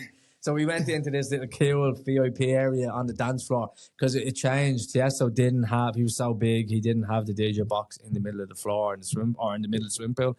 He built like a stage, so it was propelled right up into the sky. So about 4:10, his tour manager came down and said, "Look, he's feeling quite tired. He's wilting. He's feeling quite tired, and he wants you to go on early." Why And I was was he like, "Well, look, he's after being in Russia for 4 days. He flew in a private jet. I'm sure it was difficult flying in a Probably private worked jet out for you anyway. But and I said, "When does he want me to go on?" And he's like, "Probably 10 minutes." I was like, "Oh, I'm shitting it now." So yeah, I went up. I remember going. It was a big scaffolding up onto the stage in Privilege, and I was nervous. But as soon as I went onto the stage, he was finishing off his track. He used to bring on his rider, I think it was on, he had a Jägermeister machine to shoot shots at about -5 degrees. So as soon as I got up there, he got us a shot of Jaeger. We had a shot of Jaeger. And then I just took off, and it was cool. I got to play loads of his classics because he didn't get to play them, and it was quality. It was an amazing night. Looking out into that crowd of 10,000 people on the Monday night. Some feeling him handing out the rain. So Amazing. And obviously, like leaving the club, and the sun was up, and it was pretty cool. So you didn't sleep for 2-3 days? No, I didn't. It was on such a high after. Unfortunately, Tiesto changed the sound in 2011, and I just lost all kind of cut all ties with the trance kind of people. He moved into EDM at the time, was a big thing with the Vichis that were breaking through, Swedish House Mafia, who were huge, and he changed the sound, and he stopped following me on Twitter at the time and stuff, and I haven't spoke to him since then, you know, kind of way. But back then, for maybe an 18-month period, I was good friends with him, and he was always messaging me looking for tracks, and I send him, and like you can YouTube, but he played a lot of my tracks back in them days. So look, it was quite cool because like Jules is my idol. I played Judgment Sunday. It was Judgment Sunday. It was kind of, I was so happy to play it. To play with Tiesto was because I played with Tiesto. And the other thing I'm going to touch on was Cream at Amnesia, because it was Cream at Amnesia. So Jules was, and Judgment was for that. Tiesto was for him, and Amnesia was for that club. But Amnesia, of course, played in 2014, and I don't know whether you remember a film called Kevin and Perry Go Large. Just saying That's where they filmed the most of the scenes in the club where they both go to it, and the mother and father up on the screen, and Eyeball Paul. But that's where the club was, and Stephen was going to ask you, did you ever play with Eyeball Paul? Shooting shots of vodka through his eye, but Amnesia was such a special place to play. Unfortunately, Cream's gone, but it was a super club in Liverpool run by two brothers, James and Scott Barton, and they ran Creamfields, and Scott ran Obita, and it was just an iconic night. Every tourist in Amnesia, it was special. It probably was the pinnacle at that stage, wasn't it? It was, but unfortunately around then, in my eyes, I could be totally wrong, it was kind of starting to dwindle. It was kind of coming to an end where Trance wasn't as popular. The Trance was in the main room, the second room when I played there, the Resident in the main, or the Terrace. So the Terrace would have been the second room, was probably a bit bigger than the main room, but back in the day, it was called a terrace because there's no ceiling. So when the sun was coming up, you're outdoors, to get me. Calvin Harris was the Resident then. And I think, in my eyes, look, I could be wrong, I could get a bit of a backlash. He brought so many people to that club, and they filtered into that main room and Cream, probably during those final years, because they couldn't get into the terrace. But they kind of recognised then, shit, this is good in here too. So they enjoyed it. So he brought so many people to that club, not taking it away from the headliners that was there, or me.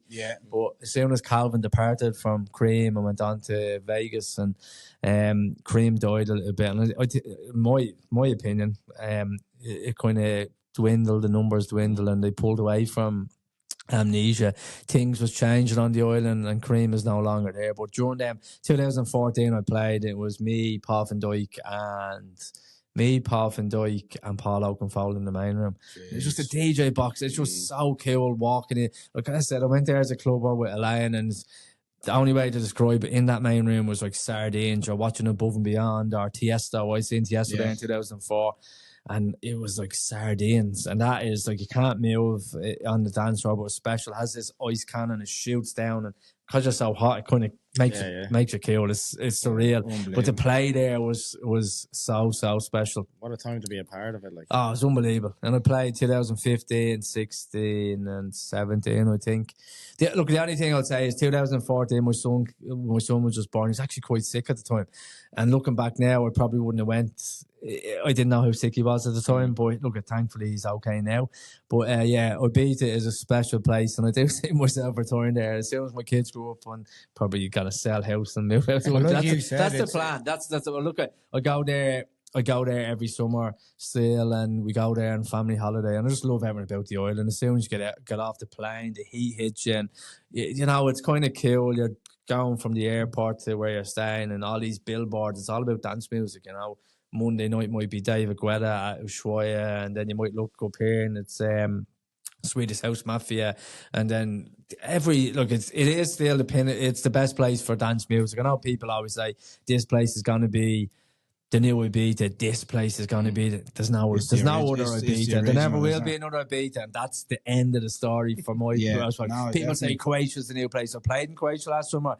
Cool place, but it's not Ibiza. That's the look. It has changed. It is quite expensive to go there, but it's like that. If you have €1,000 to spend, you spend €1,000. 10,000, you spend 1,000. Yeah. Two of the lads went to that, the one in Croatia. What is out in the Pag Island? Yeah. Look, it's cool, but it's not Ibiza. And I remember I'll give it a line sister a bit of stick. We came back from Ibiza in 2004, and she goes, Singapore's the new Ibiza. And I was like, no, it's not. And I said, it never was. So there you go. Never heard Nothing will ever compare to Ibiza. It's a special place. I was meant to get married there in 2009, but we decided to have a baby, so we didn't get married there in 2009. But as I've been out there most years since 2004, and second home, hold so many memories, and it's just such a. My kids love it. It's just quality. So it is. As I said, it has changed. Just like life changes, things evolve, and things move on. It must have taken you to other places in the world though as well that you can remember. Look at so many cool places we've played, from America, and places like the Sullivan Rooms in New York was quite cool. It's now closed. That's an iconic club. Home in Sydney, another cool club on Darling Harbour, and Necito in Buenos Aires was another cool place. So many cool places. No home in Balbriggan, no. No home in Balbriggan. Look, I've had some good fun in Balbriggan, I really have. I can always think back to a night there. I don't know what year it was, maybe 2012, and it was like Christmas time, and it was like sold out by 1:00, and it was cool. Yeah. But like so many cool clubs. I feel lucky to have played so many cool places around the world, and I can look back and say, wow, some cool places. Being in, at the time you probably don't take it in, and you'd love to swallow or jar it up, but life is moving so fast, you don't get to enjoy it. But now I do enjoy it. Looking back, I'd say. I'd love to go back to the clubbing days in Ibiza in 2004. Because when you think about it, 2004 is there as a club, or 5 years later I was playing in that club. It was wow, it was just pretty surreal. And I had friends come to me at the time, they'd come at you, but this isn't digs, but when you look back, they probably weren't friends. They're just tag-alongs, another kind of way. And they're nowhere to be seen now. It's another kind of way. And that's cool. That's the way life goes. You kind of lose friends along the way. But your coattails, kind of. Yeah, so look, it is what it is. But I've had some really good times over the years, and hopefully some more good times to come in the future. Yeah. I've done so many cool things. I'm a massive Liverpool fan. I hope they've won. We haven't checked. I haven't looked at my notifications. We'll check it now. Hold on. I've got text messages coming through. So 3-all. Fuck's sake. Newcastle scored the 80. We're winning 3-2. Fuck it. But anyway, sorry for the language. They won't be inviting you back on their TV channel there anyway. No, I haven't been on there in a few years, but I did get to feature on a TV show they had. It was called the Thursday Night Show, where they had an ex-player and someone for music, and I can't even remember the other. There was always 3 guests on. It was in their offices in Liverpool city centre, up the top. It was surreal again. It was like, here I am, massive Liverpool fan, and next of all, and in their offices where all the directors are and stuff for that, and I show up and you have to go in and get makeup on because it's high definition and stuff for that. Yeah. And I think it was on with Phil Thompson. He was like the assistant manager and a legend that won the European Cup and all that with him. So I was on the sofa at the time, and it was like an hour-long show, and you'd go in and you talk about football and music and the current kind of affairs at the time. Klopp had just been appointed, and the day I was on, Jose Mourinho had got sacked as we're doing the recording. So it's recorded that afternoon and it goes on that night. So, yeah, look, it was quite cool to be in Liverpool and in and amongst all ex-players at the time. And, yeah, it was cool. It was a cool thing to do. And I've done it twice. The show's no longer. They do have the TV channel. Yeah. But they've changed an awful lot. So people have departed from there. So I don't really have the contacts that when they reached out. So, no, I haven't been on there in a while. But, yeah, who knows? Maybe some other time I'll go on. Yeah. You mentioned there family life, married, kids. Has that changed your outlook on DJing, or did it, put you in a different direction? Definitely. Look, I'll be honest, I don't enjoy travelling on my own, especially. People think it's cool, go to these cool places, which they are cool and amazing locations. But when you're on your own, it's pretty boring, pretty lonely. You're in the airport on your own, you're on the plane on your own, you're in the hotel on your own. So just on your own all the time, loads of thinking, and it can get in on you at times, kind of way. So I was away a bit, and my son Daniel was quite sick at the time with bad asthma. So I remember coming off the stage at a show in New York and buzzing, and I rang a line, and I was like, unbelievable. She says, look, don't panic, but Daniel's in hospital. Yeah.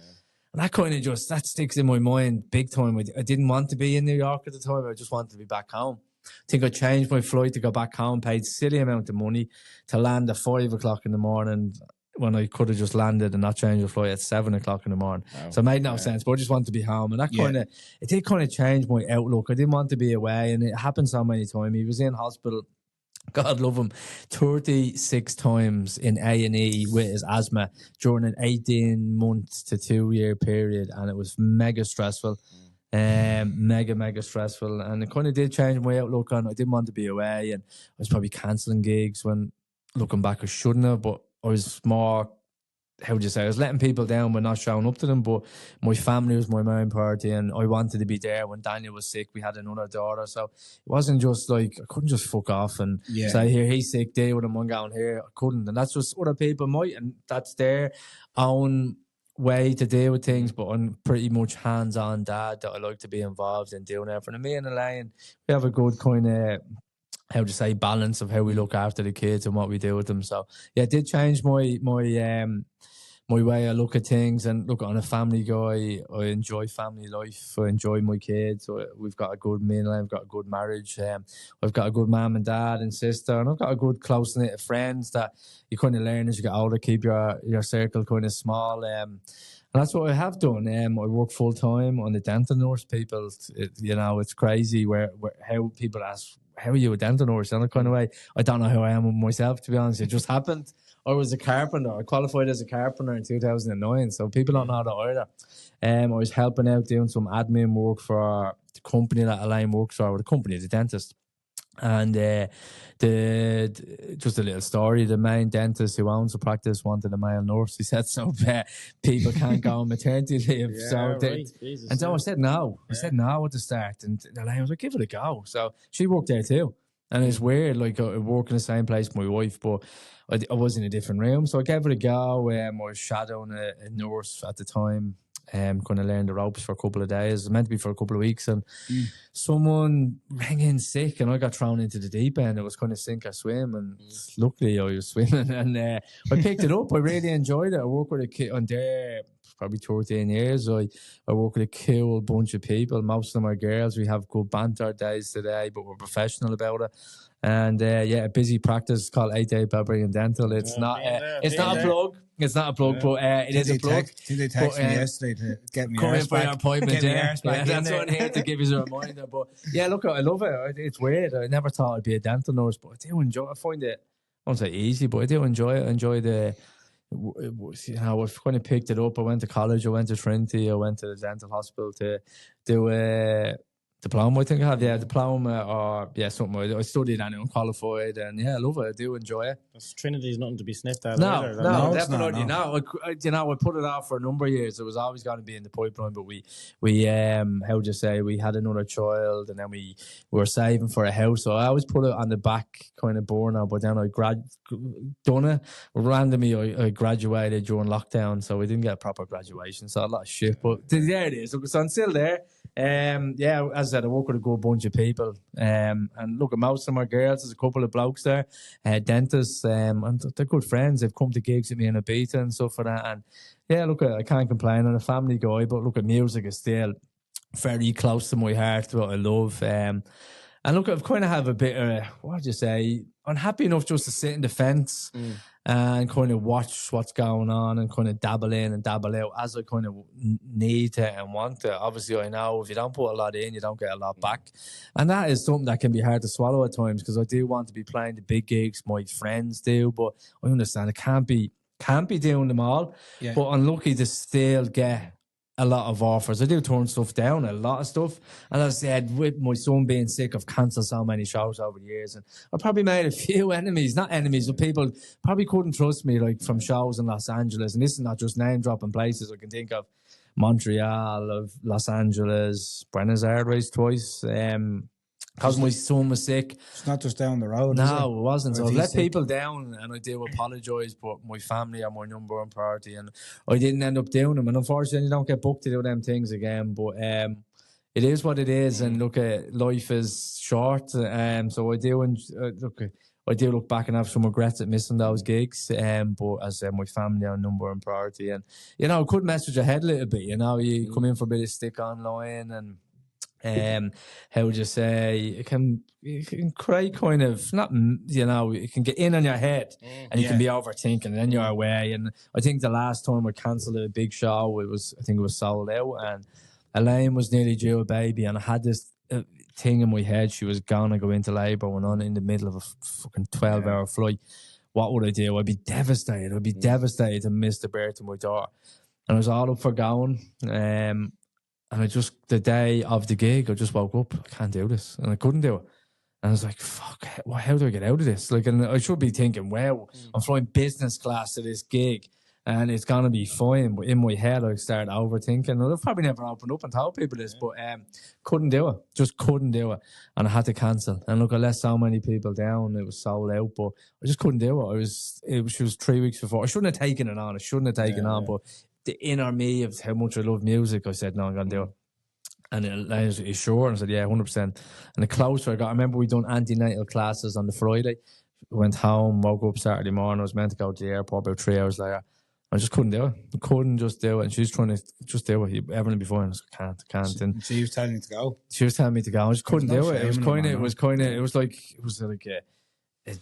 something inside me saying you can't do it. It's like, you can't do it. And it's like, wow, this is overpowering me. And it's like an anxiety. You think, fuck, what am I going to do? How do I tell people I can't come? And look, I didn't go, and probably did face a bit of a backlash, but it is what it is. And it's still going, and at the end of the day, like, the decision is always yours at the end of the day. Yeah, that's it. Yeah. I can't look at it, and I do regret not going. It would have been an amazing night. Everyone would have been fine. The baby didn't come along for probably 10 days overdue, but I've kind of, I'm not saying grown up a little bit, but I know what ones to take and what ones not to take. I'm sure there's plenty of people that would have done the other thing and regretted it. It would have been fine, but I'm pretty.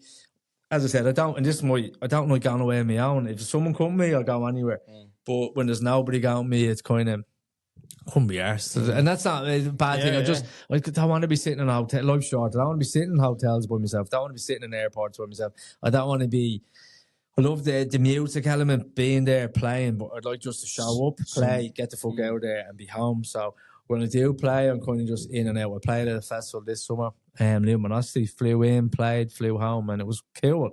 It was like I'm back home in Dublin by 10 o'clock, and it was like back to work next day. Seen the videos, it looked class. So look, I'm still lucky to be able to do some cool things, pick and choose. But as I said, I don't get all the ones I want to do because I don't have a manager, and when you don't have a manager behind the scenes, fighting for your billing, fighting for where your name is, you're always going to lose out a bit, the kind of way. And that's just the way it is. If certain person wants to book a big name DJ, most of the time they have to take a couple of the smaller acts with them. So if there's only a case for, say, 3 people on the lineup, but you want to book someone, I'm not going to name people, but if you want to book someone, the main headliner, that guy's going to say, yeah, cool, but you need to take 2 of the other acts. So then that's me gone. I can't get in there. But look at music still massively. I love it. I'll always love it till the day I die. I just love trance music. I get such a buzz out of it. I love still making it. And last year, I'm probably coming out of lockdown. I said, I'm rambling on here. We've gone from 97 to 2022 in probably a few minutes. We'll have a red book for you at the end of it. These are years. What was I going to say? During lockdown, it came out. I kind of had a different sound in my head, what I wanted to do. And luckily, if it came to light, a remix, an old track of Gareth Emery's called Concrete Angel. I was originally meant to remix that track in 2012. But unfortunately, someone else ended up remixing, but I had the parts. I said, I want to remix this, an unofficial remix for my set of Luminosity. So I remixed it. It was a kind of a new sound of what I'm not known for, but it's still the Paul Webster element in it, but it was cool, it was fun. And that vocal, it's from a vocalist called Christina Novelli. It's such an iconic vocal. You've probably never heard the track, but go and listen to it. It's called Concrete Angel. It's special. I listened to it there during the week. One of the biggest tracks ever, but I put my own take on it. I played it. And look at it, people probably don't know this, but Ben Gold was a DJ. He got in contact. He loved your remix. When I play it, can I support it? I said, yeah, of course, I'll send it to you. So he had just brought out an album in 2022, and it was called The Rest of Our Lives, Rest of Our Lives is the name of the album, and that was the main track on the album, and it came number 2 in the top tunes of the year in 2023. So I said, look at, I'll remix one of the tracks. He said, look at, would you remix Rest of Our Lives in that Concrete Angel kind of sound? I said, yeah, of course, I'd love to do it. So in 2023, I remixed a track, and we're 2024 now. So it was last year. Last year, at the start of the year, I remixed it, and I just knew instantly it was going to be huge. I just knew it was a special vocal, and it was special. It was by far my biggest track ever. I knew it was going to be big, but I didn't realise how big it was going to be. It was massive, because as I touched on before at the start of this show, tracks are very disposable now, so they're very much, you can make a track, burn it onto a USB, play it at a gig, where years ago you had to put it on a test press of a final. So you can play a track, and people get bored of these tracks after the clubbers after a week or two. So I knew it was special, and it was planned to come out in July last year. So Will Atkinson, a big DJ friend, he's one of my closest friends. He played at a couple of shows. Ben played at a couple of shows. And then people like Brian Kearney and John O'Callaghan got copies of it. And they were playing it in every set. And that's very unusual for people to do these days, is play a certain track for months upon months. Yeah. And I just knew it was going to be big. So it did come out, and it just blew up. It was massive. It's just such the track, the vocal, it just catches you. It's iconic. It's brilliant. And look at it, was big. It was number 2 in the Beatport chart, and I was robbed. Skrillex released a track in the I don't know where to hear Skrillex, but he released a remix. I can't even think. It's a remix of an old track, and it was put into the trance genre on Beatport. They wouldn't be trance though, would they? No, but it was labeled trance, and it was number 1 for that whole summer. It was a fucking sickener. And at that, I held my hands up. I was sick. And it was my track was number 2 for weeks. It was probably 3 weeks number 2, and if it hadn't been behind Skrillex, it would have been number 1 for 3 weeks. Yeah. What happened was someone else released a track, and Skrillex's track got moved into the pop electro house chart. I contacted Beatport. I said, look, I've been robbed here. You know, you've moved this track, and I contacted you, and they said, oh, look, we apologise. This can happen from time to time. The next time you release a track, we'll give you main page. They meant nothing to me. But look, the track was so big and still so big. It's got a good story to it. Armin, who saw my first track, has a radio show called A State of Trance, and Jules was the person, if you wanted to be kind of in the spotlight back then and propel you, him supporting your tracks was the big thing. Now it's Armin on A State of Trance, so it's a weekly radio show every Thursday, and it's huge, so it is. It's the most listened to radio show worldwide. I think it's bigger than any Tiesto's or David Guetta's. So let me see. I'm getting a bit lost here. So yeah, they have every year they have an Estate of Trance Tune of the Year award. And everyone was saying, you're going to win it this year. You really are going to win it. And I thought nothing of it. I did campaign for it, and I did. Look, I thought I'd do well. I didn't think I'd do as well as it could. So I got invited over to the Estate of Trance studio in Holland on the 19th of December last year. I didn't have a clue where it was coming. I messaged one of the guys that runs the radio show with Armin, is like co-producer, Ruben, the night before it. I was meant to fly over. And I said, is there any dress code? And he said, wear like a suit. I thought he's taking a fucking piss. I don't wear a suit. Never mind to a radio show. So here I am. I showed up in a pair of cargo pants and a hoodie. Get to the studio. Everyone's in fucking suits. And they said, did you not get the memo? I said, yeah, but I thought you were taking a piss at me. And he said, you've got a good chance of winning this and you're not in it. So look, I went there as me. I wasn't in a suit, and that's cool. It was a 4-hour broadcast. It got recorded on the Monday. People probably don't notice, and it went out on the Thursday. So I got there. It's probably from Schiphol Airport, about 15 minutes from the airport. Got there just after the start of it. So we were probably in hour 1. So it was they count down. The best way to describe it is like Top of the Pops Christmas edition. They count down the biggest tracks to be number 1 on Christmas Day, but this was to be the tune of the year. So we came into like top 20. Okay, it's still not there. Top 15, top 10. Now I'm starting to sweat. I'm thinking, I'm texting a line, fuck, this is the number 10. I still haven't been called out. And then it rings around the studio, you've won. And I was up against Armin, whose show it is, Ferry Corsten. They had a track out, was this State of Trance Anthem. I did think, I don't think I beat them. Brian Kearney had a big track out with Bo Bruce. I did think his track would do quite well. And there was other tracks. There was like remixes, Chicane Saltwater, and there was loads of big tracks. Giuseppe Ottaviani had a massive tune out. It got into the top 5 and I still haven't been called out. And at this stage, I'm fucking sweating. So I had to go to the bathroom. And when I get a bit nervous, I have to go for a piss all the time. So number 4. And as I came back, and they'd call you up just before they'd announce where you were. So Brian wasn't there, and I seen 2 people. They were actually Irish people, and they were Brian. So they introduced for Brian, and he was number 3. And his track with Bo Bruce, Shine a Light, amazing track. So then there was only 2 tracks left. It was me and Armin and the State of Trance, Trance Anthem.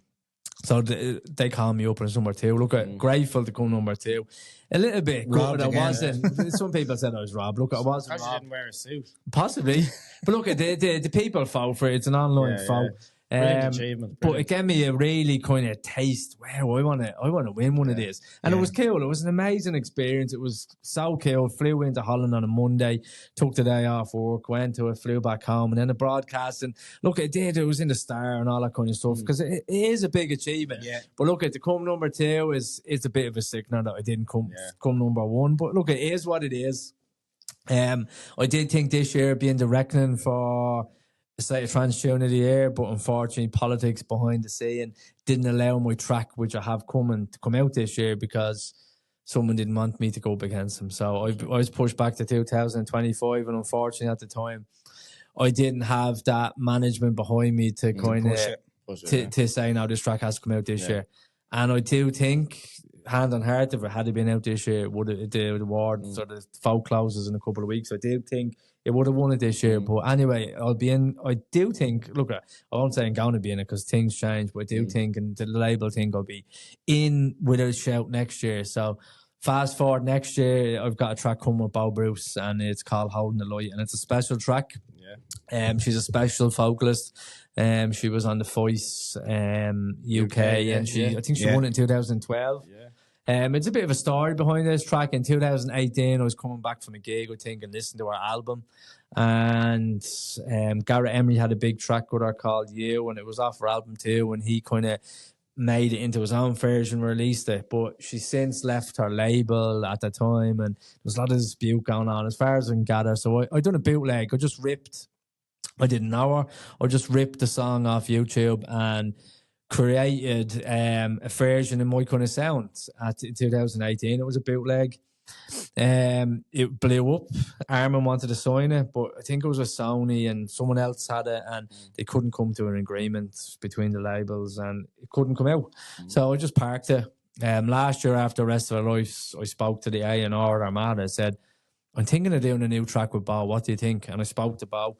And he said, yeah, cool, go for it. But then Bo suggested, because I had a number, we were back and forth. She said, what about I re-record Holding the Light and you make a new version of it? So I went to Armada and said, what do you think? Said 100%. And look at her, she has a big fee. I hadn't got the money to pay for a big fee, but look at Armada covered it. She re-sung it because she owns the rights to it then. And there was loads of legal stuff to do. At the start of this year, I was in the studio and I made a new version of it. So it's not the remix. It's not the bootleg that came out where people think it is.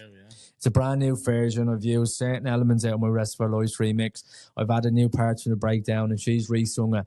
And it is just unbelievable. And that's not me blowing my own trumpet. It is a special vocal. It's a special track and it's like a story. It's quite cool. So that's coming out in February. I did think it was coming out Valentine's Day, but State of Trance is a festival too, as long as a radio show. And I got told today it's coming out on February 24th. So I can announce tonight it's coming out on February 24th, which is a Friday. And I've got big expectations for it. I do think it'll be in the reckoning for Tune of the Year. It's coming out on Armada, it's coming out on our Armin's label. And I do think it'll be big next year. So I'm really looking forward to that. And I've got some other, we're going to do an acoustic version of it. Bo's going to sing it. And we're going to do an acoustic version. And I do think it'll be big. And look, I touch wood, it mightn't be, but I've got a lot of faith in it this year, or for next year. And I do think hopefully I can be back at State of Trance Tune of the Year next year. But look, there's going to be a lot of big tunes coming out next year. I won't say this year hadn't got as many big tunes, but I do think if I had been there this year, would have won it. But next year, look at Order the Sue. Yeah, maybe. But I'm excited for it to come out, and I'm excited. So if I hadn't have come out, that might have not happened. Yeah, you know what I mean? Look, that's it. Things happen, and look, I'm happy enough to get off to a good start next year with the track of Holding the Light. It's Paul Webster, Bob Bruce, Holding the Light. A lot of people, as I said, do think because it's still up my SoundCloud, the bootleg version, but that was just a vocal ripped off YouTube. It doesn't. The way she sounds now it's perfected. She is class. She's probably one of the best singers in trance, or one of the best vocalists out there, and she's unique. It's not like the same vocalist recycled, which does happen. People use the same vocalist, and so many people do, but she kind of only has one track, maybe two tracks every couple of years, and when they do come along, they're big tracks. They do big numbers on Spotify. Well, look, I'm not chasing them, but you can only see the trend, millions of streams and stuff like that. It is what it is, yeah. I do. I'm looking forward to coming out. Hopefully, have a number one B part, and maybe look, I'd be happy again to just be in the reckoning for a State of Trance Tune of the Year next year. I've got some other stuff coming next year. I've done a remix of Chicane Saltwater. That's a classic. That's coming out on Armada. It was it's from 2 years ago, but it's kind of been holding it back. It's coming out next year. And I've done a remix as well of Brian Kearney's big track. He's from Ireland. He's a massive DJ. He actually lives in Balbriggan too. He's married to a Balbriggan person. He had a track with Plum and Out of the Dust, and it's called Take This. And I've remixed that for next year. So ironically, I remixed Rest for Lives. That came number 2 in 2022. And Take This came number 1 in this State of Trance. So by next year, I'll have remixed both tracks. Yeah. That came number 1 and 2, and hopefully I will. Who knows? That could be in a reckoning for a State Trance number Tune of the Year, because it is big. Brian's been testing it in sets. Nobody knows much about it at the moment. That's mine, but it's looking to be a big track next year. Busy year ahead. Last week I was in the studio as well. Another vocalist called Yasmin. I don't know her second name. It's a hard one to pronounce, so I won't even try it, but another vocal track. So look, I've got loads of stuff. I've got loads of ideas, loads of bootlegs. I got lots of offers. I did speak to Mark McCabe, and I was going to have a go at Maniac 20, because it's It's just coming up for the anniversary. 25-year anniversary, but I haven't spoken to him in a while.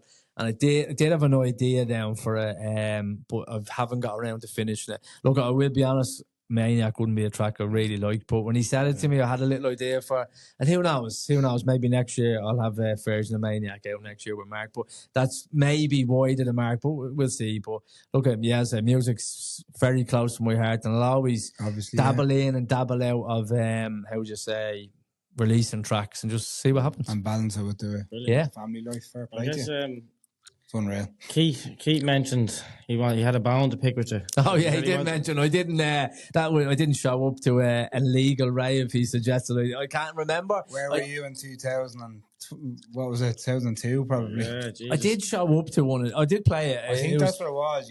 You showed up. I did think there was a second one. It was at the Lady second one, Stairs. It yeah. was called Paradise. It was vinyl. It was Good Friday. Generators, set of decks. It was illegal. You couldn't see it from the side of the road. on the Sounds beach. dodgy as hell. I think someone fell off the cliff that night. Maybe that's what it was. But Probably I me. think it's might have had another one, and maybe I agreed to doing it, and I didn't for certain reasons. Maybe I it didn't was get a there. rumour. Maybe it was a Snow rumour. San Antonio, is it? No, definitely. Look, as I said, Brigham San Beach. Antonio had a bad name, but Judgment, it was very hard to beat that atmosphere in Judgment Sunday. It was like a mini manumission, but in a new age kind of era, and it was special. I'd love to go back to them nights, but life, and it just moves fast, so try and swallow everyone up and enjoy Could be it. a bit of a renaissance coming, though, is there? Yeah, look, there is. Seems Like, it's weird. Like, the Irish clubbing scene is crazy in the aspect of it's been pretty much fucked for years, and people think, why is it not as big? Because up the north, up in Belfast, after lockdown, Belfast just boomed. It was like the capital of dance. But then it kind of got a bit oversaturated, and people are always thinking, why is Belfast doing so good? And an hour and a half down the road, Dublin is pretty much flat. The clubbing scene in Dublin's always been bad for trance. In my eyes, in 2012, I think it was 2012, Swedish House Mafia and Calvin Harris done Phoenix Park. I think and there was a stabbing. Yeah, I think that put a lot of people off dance music, especially one of the big promoters at the time. And at the time, the DJs were like the rock stars. They were headlining the likes of Oxygen and stuff like that. Calvin was, David Guetta. The list goes on. And we need to back off here. This is giving us a bad name. It's making papers. And they backed off. And the club scene, there's not many clubs left in Ireland. Obviously, Belter's Own is an act that came out over the last number of years. And, I think a lot of them DJs kind of looked up to them, and young people coming through and wanted to make tunes like them.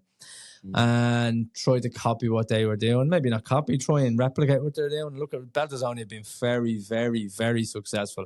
They're massive, and but sometimes people come to them and it gets loads of kids involved, and then they kind of,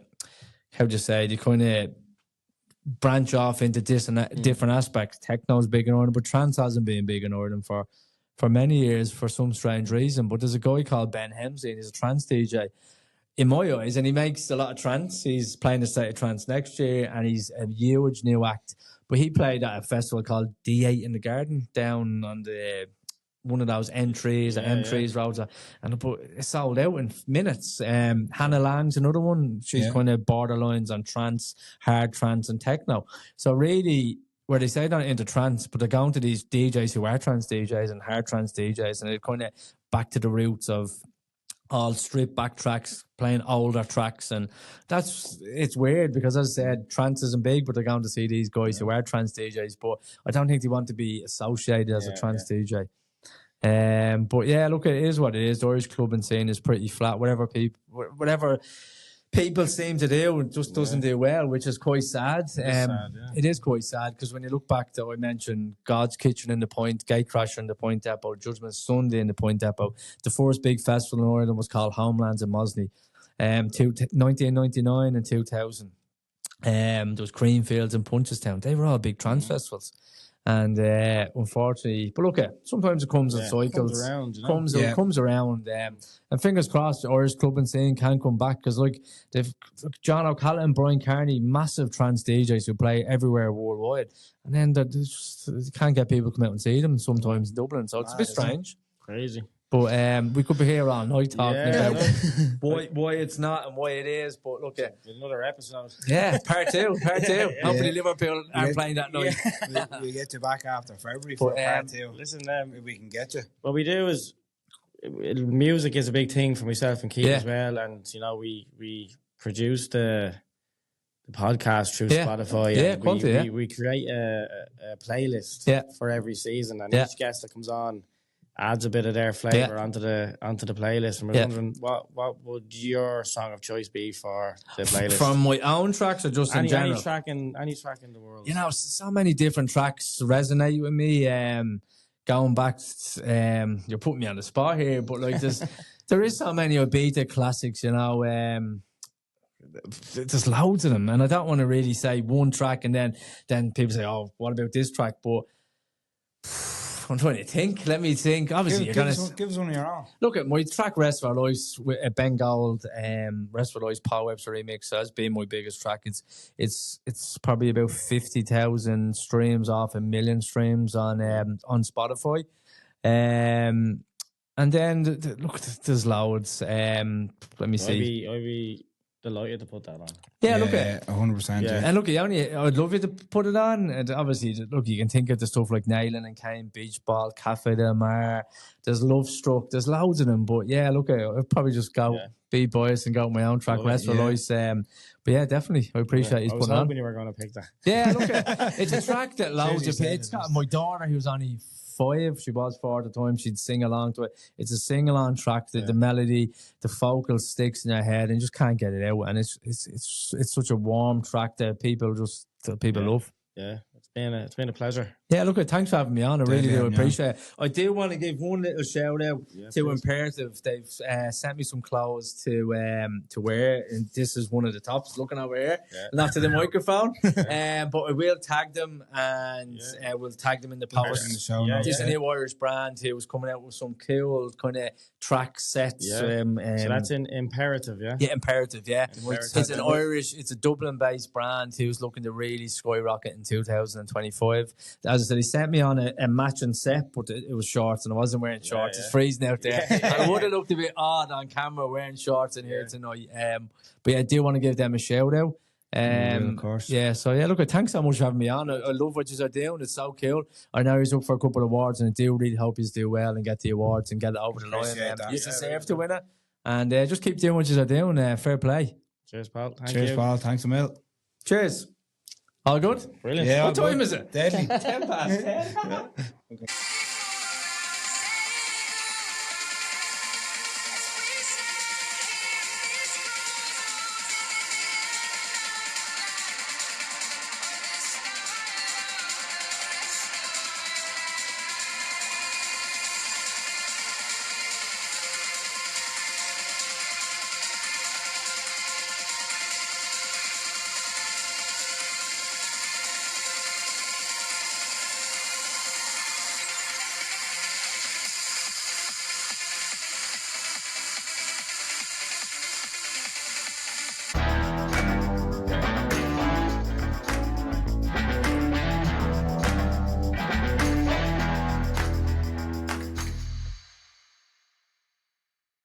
All right, Keith. Season 5, episode 3 in the bag. Yeah, great episode. Really enjoyed it.